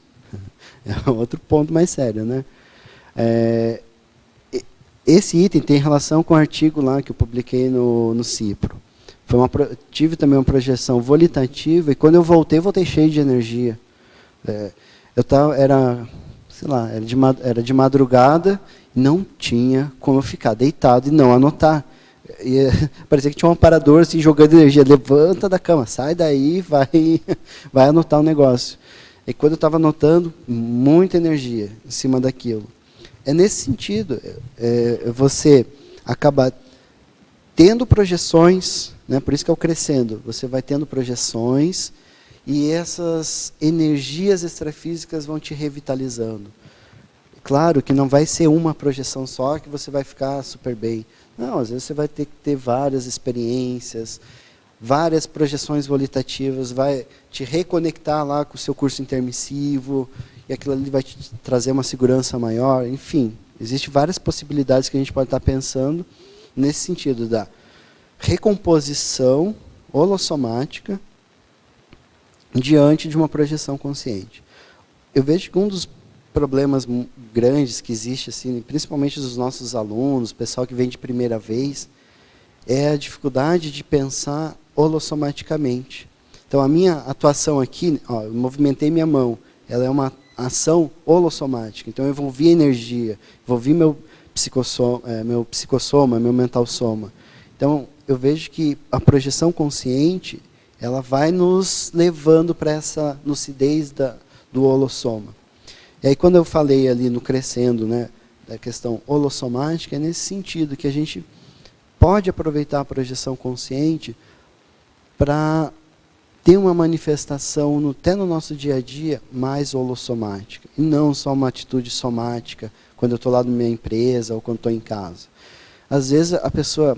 Isso acontece, é voluntário, né, às vezes 10 anos de voluntariado. Talvez não tanto, né? Eu espero que não seja tanto. A pessoa chega em casa, fecha a porta, fecha a porta de casa, ela esquece que tem extrafisicalidade, que tem consciex, que tem energia. Só vai lembrar, às vezes, entre aspas, na TENEPS. Nossa, gente, isso é falta de lógica, né? Só existe extrafisicalidade quando eu estou no instituto, quando estou dentro de um curso, quando eu estou na TENEPS. Fora isso, não existe. Tem coisa errada. Só existe reciclagem quando eu vou lá estudar um livro que fala sobre reciclagem. Não, a nossa reciclagem é constante. É analisando os nossos fatos. Eu fui longe do tema, mas eu vejo que essa condição de a gente ter projeções lúcidas, volitativas, nos traz a nossa lembrança do curso intermissivo. Quem fez resgate extrafísico lá para ajudar os pais antes de ressomar. Então, tudo isso vai ajudar a gente a se lembrar do que a gente realmente veio fazer nessa vida, né? Nossa programação existencial. Eu, pelo menos, acho que isso tem alguma relação, tem lógica. Não sei se faz sentido o que eu estou falando. Vocês concordam? Não discordam? Eu concordo, sim. Até a questão da lucidez, né, a partir da projeção volitativa. Mas obrigada, Paulo. Muito legal o teu verbete. Paulo, eu queria comentar, foi muito sincrônico aqui o pessoal ter comentado das reuniões extrafísicas dos Greenvex, porque no Greenvex de São Paulo a gente já está fazendo isso desde o final do ano passado. No CIPRO eu participei, falaram bastante dessa ideia de reunião extrafísica, e foi justamente para usar o Holopensene do grupo, essa questão grupal, para desenvolver a projetabilidade. E você trouxe a questão da disponibilidade interassistencial, eu acho que isso fecha, no sentido de a gente está tentando encontrar a melhor metodologia para o grupo, para que a gente tenha mais rememorações, para que a projeção seja mais efetiva. Ocorreram momentos de relatos de mais de uma pessoa. Estivemos num ambiente assim, nós tivemos, vamos dizer assim, discutimos tal assunto, mas a ideia é justamente ir qualificando. Então, talvez a gente está buscando ler verbete sobre invexologia para fortalecer o holopensene invexológico e discutir na reunião extrafísica. Tá, mas eu tenho uma pergunta. Vocês já sabem onde vocês querem chegar com isso? Exatamente. Você tem que saber qual que é a meta de vocês. Onde vocês querem chegar? Porque o amparador ele já está pensando lá na frente. Não, vamos aproveitar esse pessoal, vamos botar como hipótese. Vamos criar lá uma nova sede para a Sinvex, ou ampliar o trabalho do Instituto, ou um tratado sobre empreendedorismo, né? São Paulo a gente fala muito sobre empreendedorismo. Onde é que vocês vão chegar com isso? Qual é a meta? Porque eu vejo assim, por mais que a gente esteja falando de evolução, às vezes a coisa fica muito distante da gente. Projeção de mental soma, o negócio às vezes está distante, mas o que eu posso fazer para deixar essas metas, que o professor Valdo às vezes coloca coisas super avançadas, mas às vezes a gente não tem noção, né, ainda não vivencia isso. Mas o que eu preciso fazer para alcançar essas metas? Paulo, só pegando um gancho do que o professor Valdo falou cedo, ele falou a respeito de muitos inversores que já estão ressomados em Foz e ainda não chegaram aqui. E que esse processo da noite de gala, ele é mais abrangente do que ele está sendo, ou seja, poderia ser mais, devido às pessoas que já estão em Foz e ainda não descobriram a Conscienciologia. Então, você começou a falar isso, começou a me vir um monte de ideia, por exemplo, deles resgatarem extrafisicamente os intrafísicos. É isso aí. Ainda estão perdidos com porão consciencial, com dispersão tecnológica, que ele fala que a juventude está muito perdida, é muita tecnologia, né? É um avanço danado que a juventude está se perdendo com isso. Videogame e Facebook e não sei o que e tal, e o povo está saindo da Proex. Então, de repente, uma das hipóteses pode ser essa, dessas reuniões, eles irem lá buscarem jovens que estão meio fora da margem ali, ou fora da estrada, né, e trazer para esse contexto. Poderia ser uma delas. Antigamente era o Valdo que fazia esse trabalho, né? Agora é a nossa responsabilidade, resgatar as pessoas. Né? Pessoal, nós vamos, você queria fazer uma pergunta, depois nós vamos ter que voltar aqui para os teletertulianos, que eles estão esperando aqui as respostas deles. Né? Mas vai lá. Tá bom. Boa tarde, Paulo, professor. Na neosinapsologia, as neosinapses necessárias às retrocognições, as neosinapses consolidando as neoverpons pessoais. Então, eu queria saber assim, se você utiliza alguma técnica para que você tenha essa nova sinapse em relação às retrocognições. O que você utiliza? Não, isso tem relação com a projeção consciente. Então, um contato, por exemplo, com um amparador. Aí você consegue identificar traços pessoais devido àquele acoplamento energético que você também tem. Não é só do seu amparador ou do amparador daquela assistência. Então, aí você começa a refletir, poxa, mas eu acho que eu já manifestei esses traços. E aí vem essas neosinapses, essas lembranças de... serão novas neosinapses, mas que não são bem novas. Elas já são partes de você. Está lá na sua holomemória, no seu paracérebro. Então é essa condição, trazer essas lembranças para o intrafísico. Ou se assenhorar dessa situação, dessa condição. Às vezes assim, a gente passa por situações da infância, por exemplo, que nos reprime. Porém, extrafisicamente, você é muito melhor que aquela condição. É nesse sentido, é de você rever todo esse conhecimento que você já tem e continuar o trabalho, e não ficar preocupado, mas meu pai era assim, minha mãe era assado, o cachorro da vizinha, não sei o que, me mordia, aí fiquei com medo de cachorro até hoje. Não, vamos superar isso. Às vezes você veio para fazer assistência, escrever livro, aí você ainda está lá preocupado com um negocinho pequeno. Entende? É nesse sentido. Então aqui eu já vou pular aqui 2 perguntas que você já comentou. Uma era sobre o parapsicodrama, que você já comentou, né? E a outra é sobre a ansiedade do inversor, também que você já comentou para ele. Né? Então agora, de São Paulo a pergunta, ele está comentando o seguinte: professor Paulo, em Pensenologia, na página 6, quinta e última linha, poderia relacionar os nexopensenes e o holopensene desassediador com o tema do verbete? Bom, o holopensene desassediador é um verbete da Enciclopédia da Conscienciologia, e o professor Valdo ele traz como referência, ou como exemplo, o CEEC. Ele é um holopensene desassediado. E eu vejo que a nossa dificuldade, às vezes, é de se manter desassediado. E a gente precisa criar, pelo menos no meu caso, né, que a gente precisa, ninguém precisa nada. A gente pode criar lugares ou contextos do nosso dia a dia que eles são desassediados. Por exemplo, eu sou da área de informática, faço doutorado lá em computação, estudo na Universidade Federal. Lá na sala onde eu trabalho, tem um colega que senta atrás de mim. Então eu começo a trabalhar com energia, às vezes ele sai. Vou tentar ajudar, às vezes ele vai começar a sentir as energias, vamos ver mais para frente. Ele entrou esse ano, vamos ver se ele...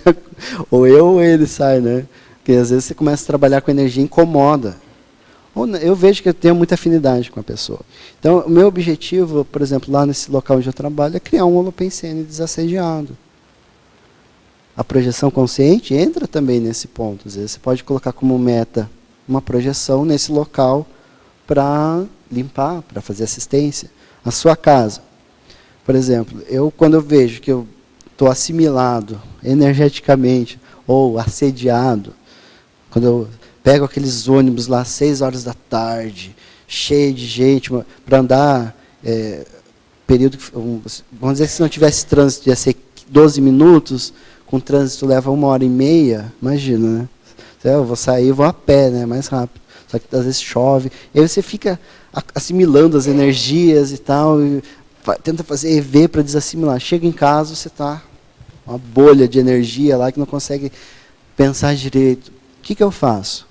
Eu não vou fazer uma outra atividade, agora tem que trabalhar, ou vou escrever, ou vou estudar alguma coisa. Não, a primeira coisa é desassediar, né? Sentar lá, vou limpar. Eu até comentei lá numa última reunião lá com os nossos voluntários, minha parceira está aqui, ela não sabia. Teve uma vez que eu estava, recentemente, estava trabalhando com energias, eu estava muito, não era uma irritação, mas era uma pressão. Trabalhando energia, daqui a pouco eu consegui ver uma silhueta de uma consciex. E a gente tem uns 3 gatos, né?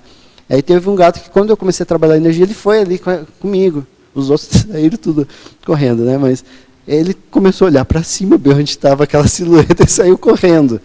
Então, isso é criar um ambiente desassediado, até para os gatos, né? Que convivem com a gente. Então, é nesse sentido que eu vejo. É você aprender a identificar o processo de assédio e trabalhar. Agora, não estou dizendo que eu domino isso, tá, gente? Às vezes eu gosto de falar que eu não só piso na banana, na casca de banana. Eu também caio de cotovelo no chão, então dói bastante, sabe? Agora, em parafatologia, na página 7, final da 9ª linha. Gostaria que elucidasse acerca da eliminação da arrogância do inversor a partir da atuação lúcida em projeções assistenciais. Isso tem relação comigo. Quando eu comecei a estudar INVEX, eu achava que estava salvo, né? Só a Conscienciologia salva, né? Que é isso, por favor, menos, né? Então, nossa, agora eu sou inversor, eu tô com a segunda de soma garantida, pronto, né? Eu vejo um parador e tal, ninguém me segura, não, ixi, menos, né? Então, eu fui vendo que as projeções, elas foram me dando uma visão do contexto extrafísico, da seriedade do contexto extrafísico, da assistência que tem que ser feita. E aí isso tudo começou a mexer comigo, eu pensar, não, tem que mudar minhas atitudes, eu tenho que ser mais acolhedor, eu não tenho o gabarito de resolver o problema da humanidade, que às vezes o inversor ele acha isso, né? Pronto, eu sou inversor, eu resolvo o problema de todo mundo, não. Então é essa questão de eliminar a arrogância, ficar ombro a ombro com o assistido também, não só com o parador, né? Porque às vezes você se coloca acima do assistido. Não, às vezes o assistido ele tem vários traços que você ainda quer aprender a desenvolver. Mas às vezes você está bem melhor, né? Normalmente o assistente está muito melhor que o assistido. Então, naquele momento, naquela situação, você vai fazer assistência. É igual a gente vê hoje. Eu dei cursos aí para o Instituto, hoje a gente vê que tem voluntários dando curso, que na época eram alunos. Então isso é muito bacana. Na época eles eram assistidos, hoje eles são assistentes. Então daqui a pouco eles vão dar cursos para mim e assim vai. Agora, ainda em parafatologia, na página 7, na 5ª linha. Poderia exemplificar a respeito das projeções vexaminosas, expondo as imaturidades do inversor? Tem relação também com o que a gente acabou de falar, sobre essa arrogância. Então, às vezes, você se vê agindo de formas incoerentes e que até intrafisicamente você não, vamos dizer, não se permite se manifestar assim. Mas extrafisicamente, devido ao psicossoma, você acaba... O psicossoma ele é muito mais sutil, ele sofre muito mais o efeito dos nossos pensenes, né, dos nossos pensamentos, sentimentos e energias. E aí você acaba fazendo coisas erradas. A questão toda é, o que você vai fazer a partir dessa situação vexaminosa? O amparador, ele quer que você enfrente isso, para você estar mais lúcido e ter um trabalho mais sério extrafisicamente com ele. Então, não é um negócio assim de salvacionismo, eu sou conscienciólogo, então eu sou perfeito, então eu vou sair do corpo, vou ajudar todo mundo. Não, eu tenho minhas limitações. Tanto é que a gente tem um verbete, né? Foi apresentado pela Malo agora, recentemente, né? Que é o limite do assistido. Mas também tem o limite do assistente, né? Então, é esse ponto aí que eu quis trazer, que é esse vexame, ele não é tão negativo assim. Ele é negativo no momento, mas ele é uma oportunidade para você reciclar e ver aquilo que você precisa mudar. Agora, em pensenologia, na página 6, final da 6ª linha. Exemplifique, por favor, a pensenidade refratária às energias intoxicantes. Bom, isso aí tem relação direta com a desperticidade, né? Mas, vamos dizer, eu não me considero desperto e talvez você que fez a pergunta também não se considere desperto. Mas isso não quer dizer que a gente não possa desenvolver essa refratariedade em vários momentos. E como que a gente desenvolve isso? Primeiro, estado vibracional. Segundo, sinalética parapsíquica. O EV, ele é uma ferramenta profilática para muita coisa. Mas não só profilática, não só para prevenção, mas também naqueles momentos que são mais sérios de desassédio, para você atuar com o EV e fazer assistência. A sinalética, ela entra naquele ponto que às vezes você está em casa vendo TV. Daqui a pouco entra uma consciência extrafísica lá na sala, com a sinalética você sente na hora que ela entrou. Você, opa, o que está acontecendo aqui? Da onde que veio essa consciência? Quem foi que trouxe? Ou ela veio por si só? Então aí você começa a trabalhar com o processo de desassédio. é assim que você vai conseguir criar esse ambiente. Agora, sim, esse ambiente, essa condição, ela só é criada se começa a se criar intrafisicamente um ambiente positivo. Então, um relacionamento com parceiro não pode ser um relacionamento de tapas e beijos, né, que a gente fala.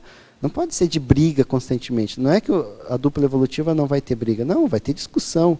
Mas é uma discussão que vai buscar a resolução de problemas, e não botar os problemas embaixo do tapete. Então, briga um dia, aí bota embaixo do tapete, daí não fala nada, aí dá 2 semanas, briga de novo, e aquilo ali vai... O tapete ele não é mais reto, né? Ele vira uma bolha, porque está cheio de problema embaixo. Não, você tem que criar um ambiente intrafísico positivo, para depois ir para o extrafísico. Agora, em parafatologia, na página 7, 14ª linha. Gostaria que esclarecesse acerca da paravisualização do amparador extrafísico durante a hipnagogia. Bom, a hipnagogia é aquele período do sono entre você estar acordado e estar dormindo. Então, aquele momento meio sonambúlico, você tem muita imaginação. Então, às vezes vem uma imagem, aquela imagem ela começa a construir. Se você não cuidar, você entra no sono, no sonho. Você já começa a sonhar. Então, nesse período, você pode aproveitar para fazer clarividência extrafísica, ver o ambiente extrafisicamente. E o amparador, ele entra em que situação? Às vezes, uma situação importante da sua vida. Você está lá quase dormindo, trabalhando com energia, pensando em alguma resolução de problemas. Aí você consegue visualizar o amparador extrafisicamente. Então, não é uma materialização do amparador no sentido intrafísico. Ele não se materializa para todas as consins. Não, você que ficou mais desconhecido, consegue ver a extrafisicalidade. Às vezes você não vê o amparador completamente. Às vezes você vê só o rosto, às vezes você vê a silhueta. Eu gosto muito de trabalhar com o processo do espelho. É um negócio interessante, porque às vezes eu deixo a casa inteira numa penumbra e trabalho com energia na frente do espelho. Aí o espelho some tudo, às vezes aparece outra consciência ali. E some tudo ao redor, não é só o espelho, é o quarto, os móveis, aí você consegue ter a paravisualização do ambiente. Então, eu vejo isso como técnica, o que eu coloquei aqui. É uma técnica, você paravisualizar um amparador, para você aprofundar a sua conexão com ele, aprofundar o seu trabalho, da sua ProEx, porque ali naquele momento há uma conexão pensênica. Você consegue sintonizar mais a extrafisicalidade do que somente a intrafisicalidade. Então é uma técnica que eu utilizo. Ô, Paulo, então, eu percebo assim, pela tua fala e os trabalhos que você já publicou, você tem bastante o perfil do investidor parapsíquico. E aqui você fala na tecnologia sobre a técnica da TENEPS, iniciada na fase preparatória. Pode contar brevemente aí como é que foi para você esse início da TENEPS, e que requisitos você acha importantes para o investidor nesse caso? Eu vejo que ler todo o manual da TENEPS várias vezes, agora tem um outro livro sobre TENEPS, também é importante ler, mas não é só isso, não. A TENEPS é uma preparação. E assim, não dá para começar a TENEPS com ansiedade, né? Um afoito. A pessoa, já sinto os amparadores, sinto energia, já vou começar a TENEPS. Não, a TENEPS é um negócio para o resto da vida. Então, eu consegui antecipar a TENEPS, eu não precisei chegar aos 34 anos, eu ainda nem fiz 34 anos. Né? Eu comecei fazem 3 anos a TENEPS. Mas eu voluntario há quase 10 anos. Ano que vem eu vou fazer 10 anos de voluntariado. Eu sempre quis começar a TENEPS pelo trabalho, não pelo status, ou eu quero, me boto no meio desse negócio aí porque eu quero aprender, eu quero entender como é que funciona. Porém, eu vi que tinha muita ansiedade e despreparo meu. Então, eu investi muito na docência. Então, quando eu comecei a ver que a docência ela já estava num nível de transbordar, então você vai dar o curso e o negócio começa a ficar muito pesado, apesar de que os amparadores... Eu até gostaria de estudar mais esse negócio. O professor que não é tenepsista, ele tem um amparo tão grande que é impressionante. Eu não sentia essa pressão extrafísica, por mais que tivesse um assediador ali no ambiente e tal, tinha um amparador também para assistir. Então, é como se fosse um trabalho preparatório para a TENEPS, no meu caso foi. Então, eu fiquei 4 anos me preparando para a TENEPS. Quando eu decidi, assim, a questão financeira está relativamente equilibrada, a questão de local onde eu moro está relativamente resolvido, a questão de dupla evolutiva, no meu caso, era importante. Assim, beleza, já está resolvido. Então, foi uma condição íntima, mas eu vi que também os amparadores eles foram me dando avisos. Agora, eu já estava sentindo assim, se eu demorar demais, eles vão embora. Intimamente, eu acho que já está passando, já está maduro, entende? Então, isso que eu estou falando é algo muito subjetivo. Então, cada um vai ter que fazer a análise individual, né? Ok. E aí, outra colocação aqui, chamar a atenção que no Fatologia, aqui, quando você coloca dos Greenvex, que a palavra Greenvex, ela não tem acento e não tem IS no final. Então, de repente, corrigir aí na enciclopédia. Sem acento e sem o IS no final. O plural também é a mesma coisa. Vários aí, o plural seria Greenvexes, com E, sem acento. Entendeu? Cara, eu sempre troco. Isso é porque o pessoal confunde com a técnica da Invexis, que escreve assim, né? E é super comum isso aí. Bacana. Bom, aqui tem uma pergunta da rememoração fragmentária, que eu vou pular também, que você já comentou, e tem no Projeciologia, né? Você pode ver essa técnica da rememoração fragmentária no Projeciologia, e tem até para download gratuito do livro atualmente, né? Aqui é um teletertuliano de Goiânia, ele pergunta em Fatologia, na página 6, segunda linha de baixo para cima, poderia comentar os avanços da autopesquisa? Bom, a gente está falando sobre o tema inversor projeciólogo.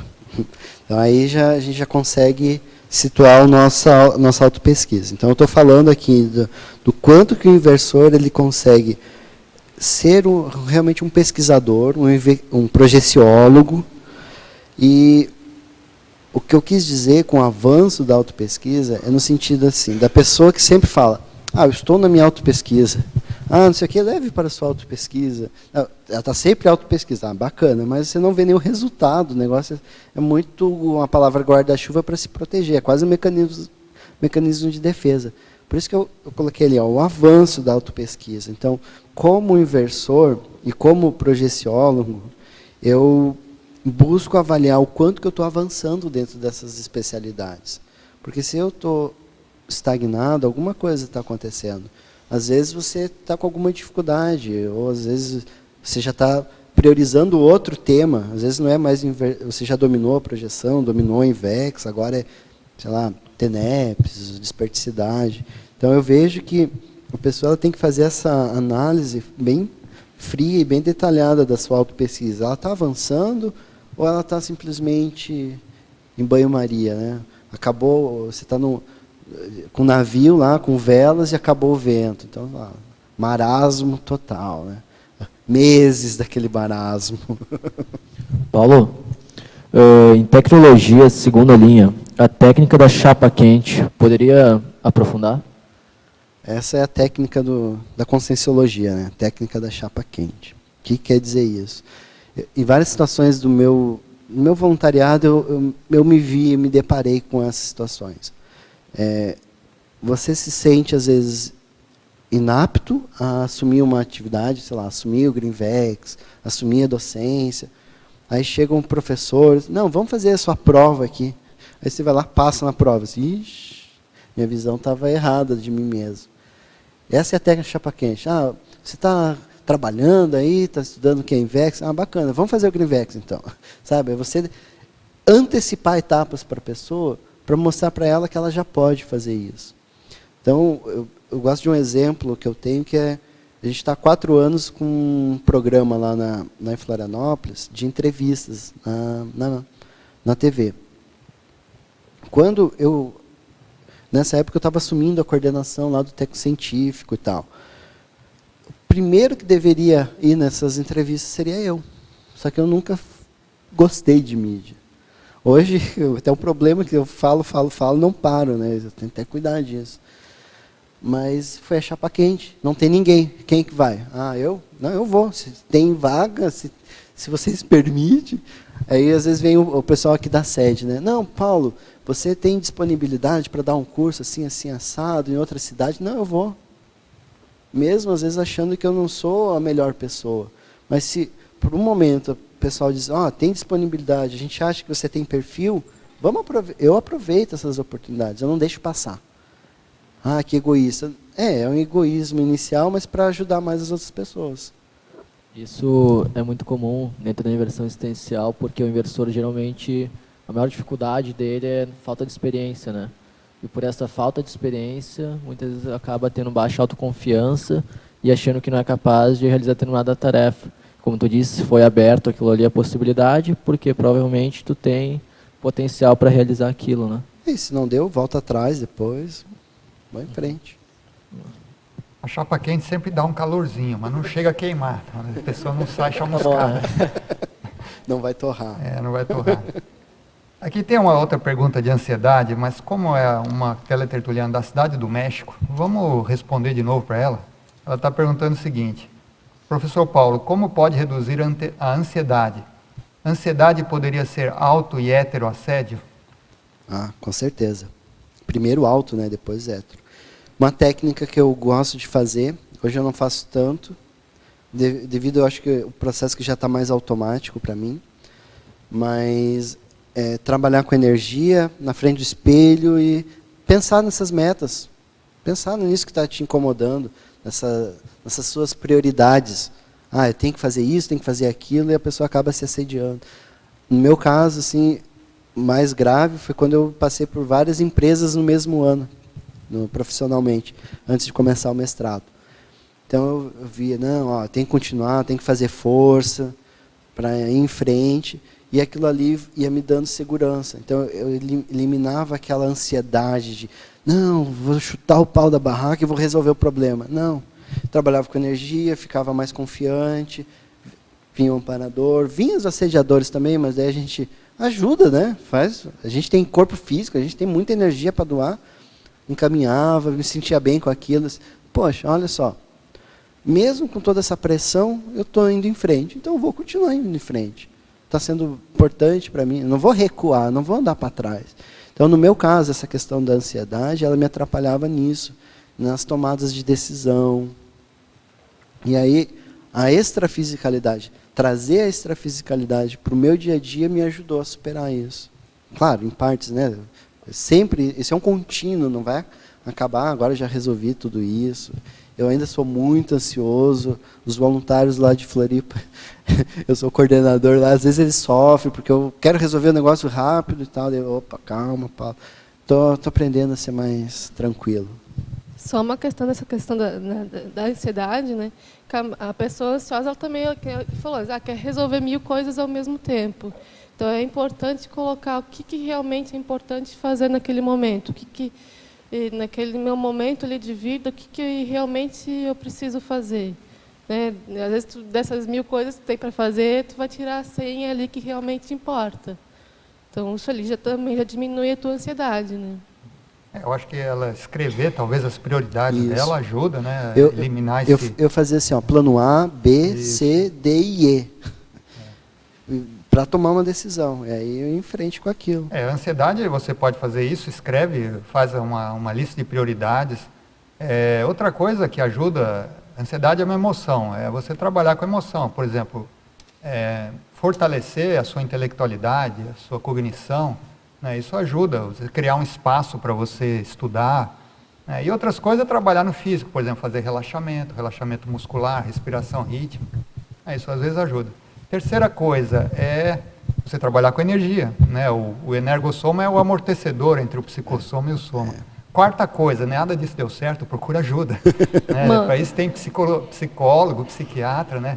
Tem casos de ansiedade extrema que só um psicólogo vai resolver, né? Claro. Uma outra coisa que eu lembrei é assim, né? Às vezes enfrentar aquele problema já acaba com a ansiedade, né? Que nem falar em público, às vezes tem um monte de gente para falar.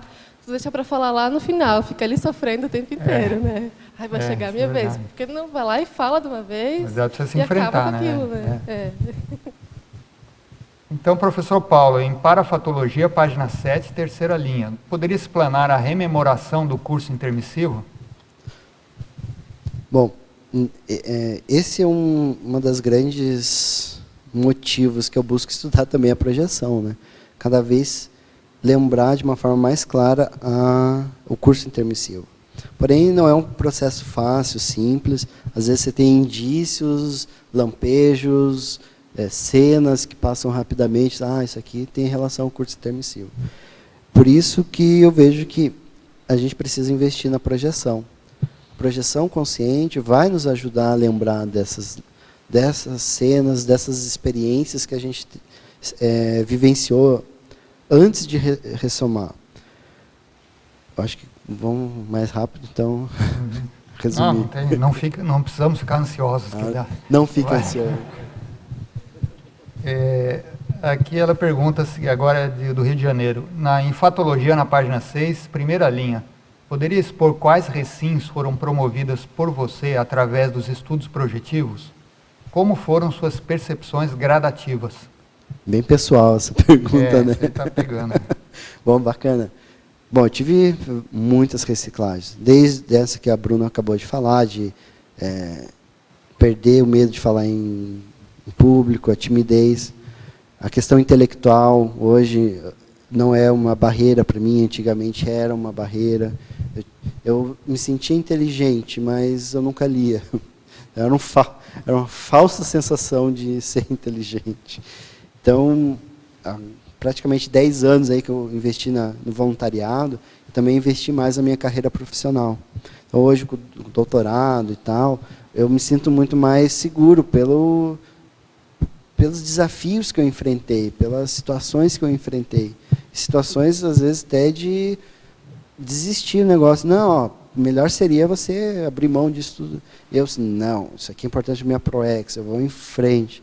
Então, essas reciclagens intelectuais, a questão da afetividade. Então, dentro da dupla evolutiva, é muito importante essa relação aberta. Não aquela coisa assim, a pessoa, eu sou conscienciólogo. Então, ele trata a dupla também como um negócio assim, todo técnico. E não tem nem é importante ser técnico, óbvio. Mas o negócio, às vezes, é reprimido e você não tem afeto pela pessoa. Poxa, que dupla evolutiva é essa que não tem afetividade, não tem carinho, não tem amizade? Às vezes não tem amizade, é só o processo sexual. Não, isso não é dupla evolutiva. A dupla evolutiva, os dois se ajudarem.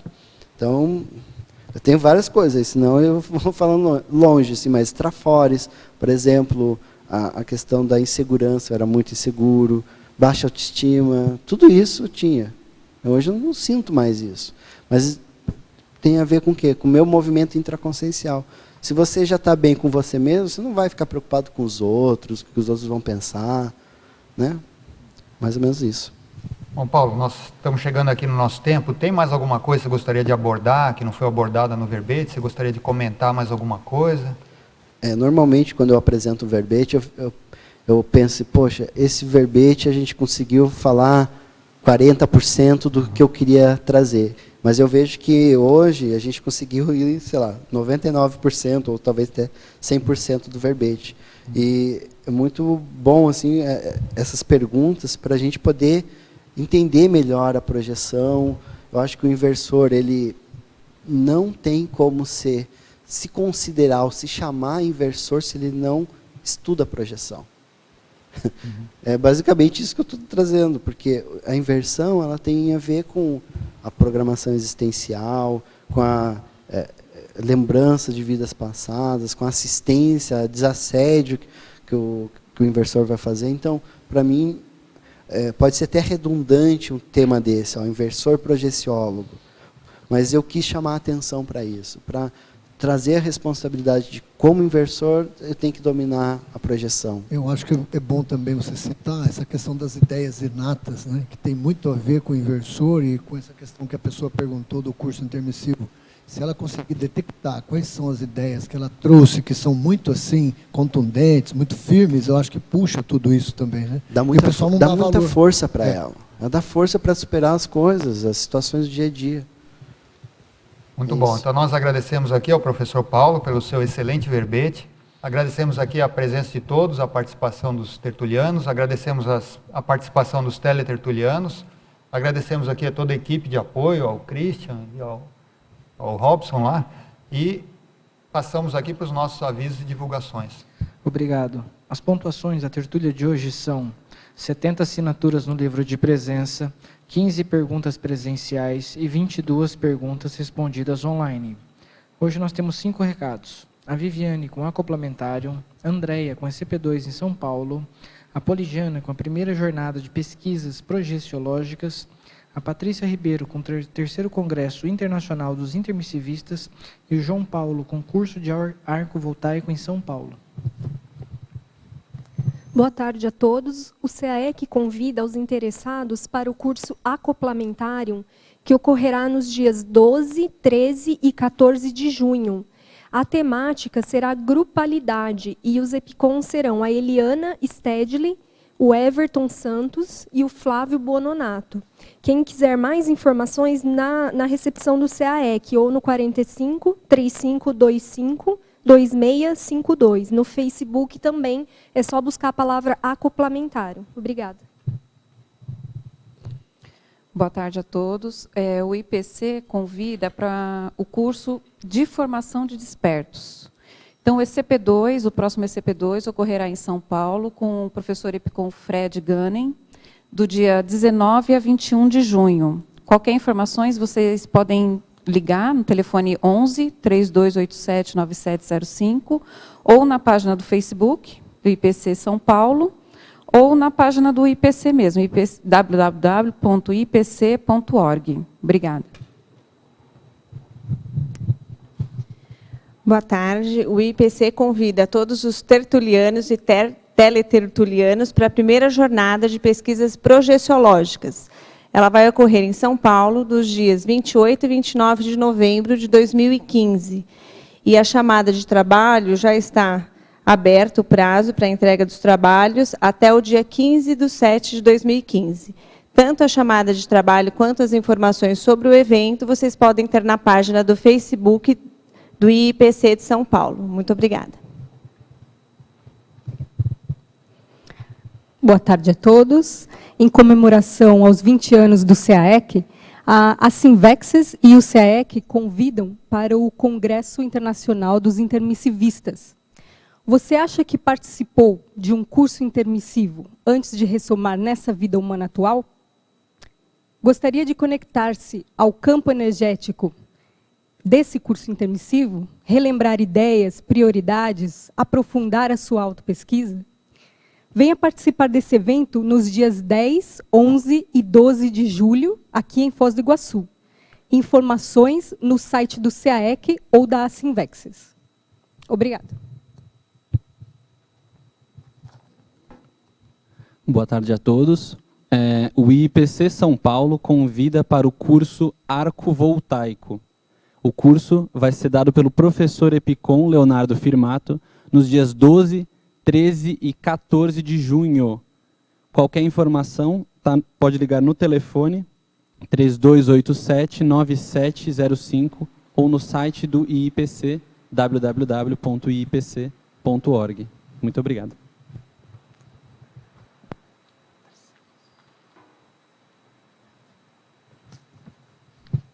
Para amanhã, teremos o verbete Binômio Reconhecimento Gratidão, especialidade Holomaturologia, e o verbetógrafo Leonardo Rodrigues. Muito obrigado e boa tarde a todos.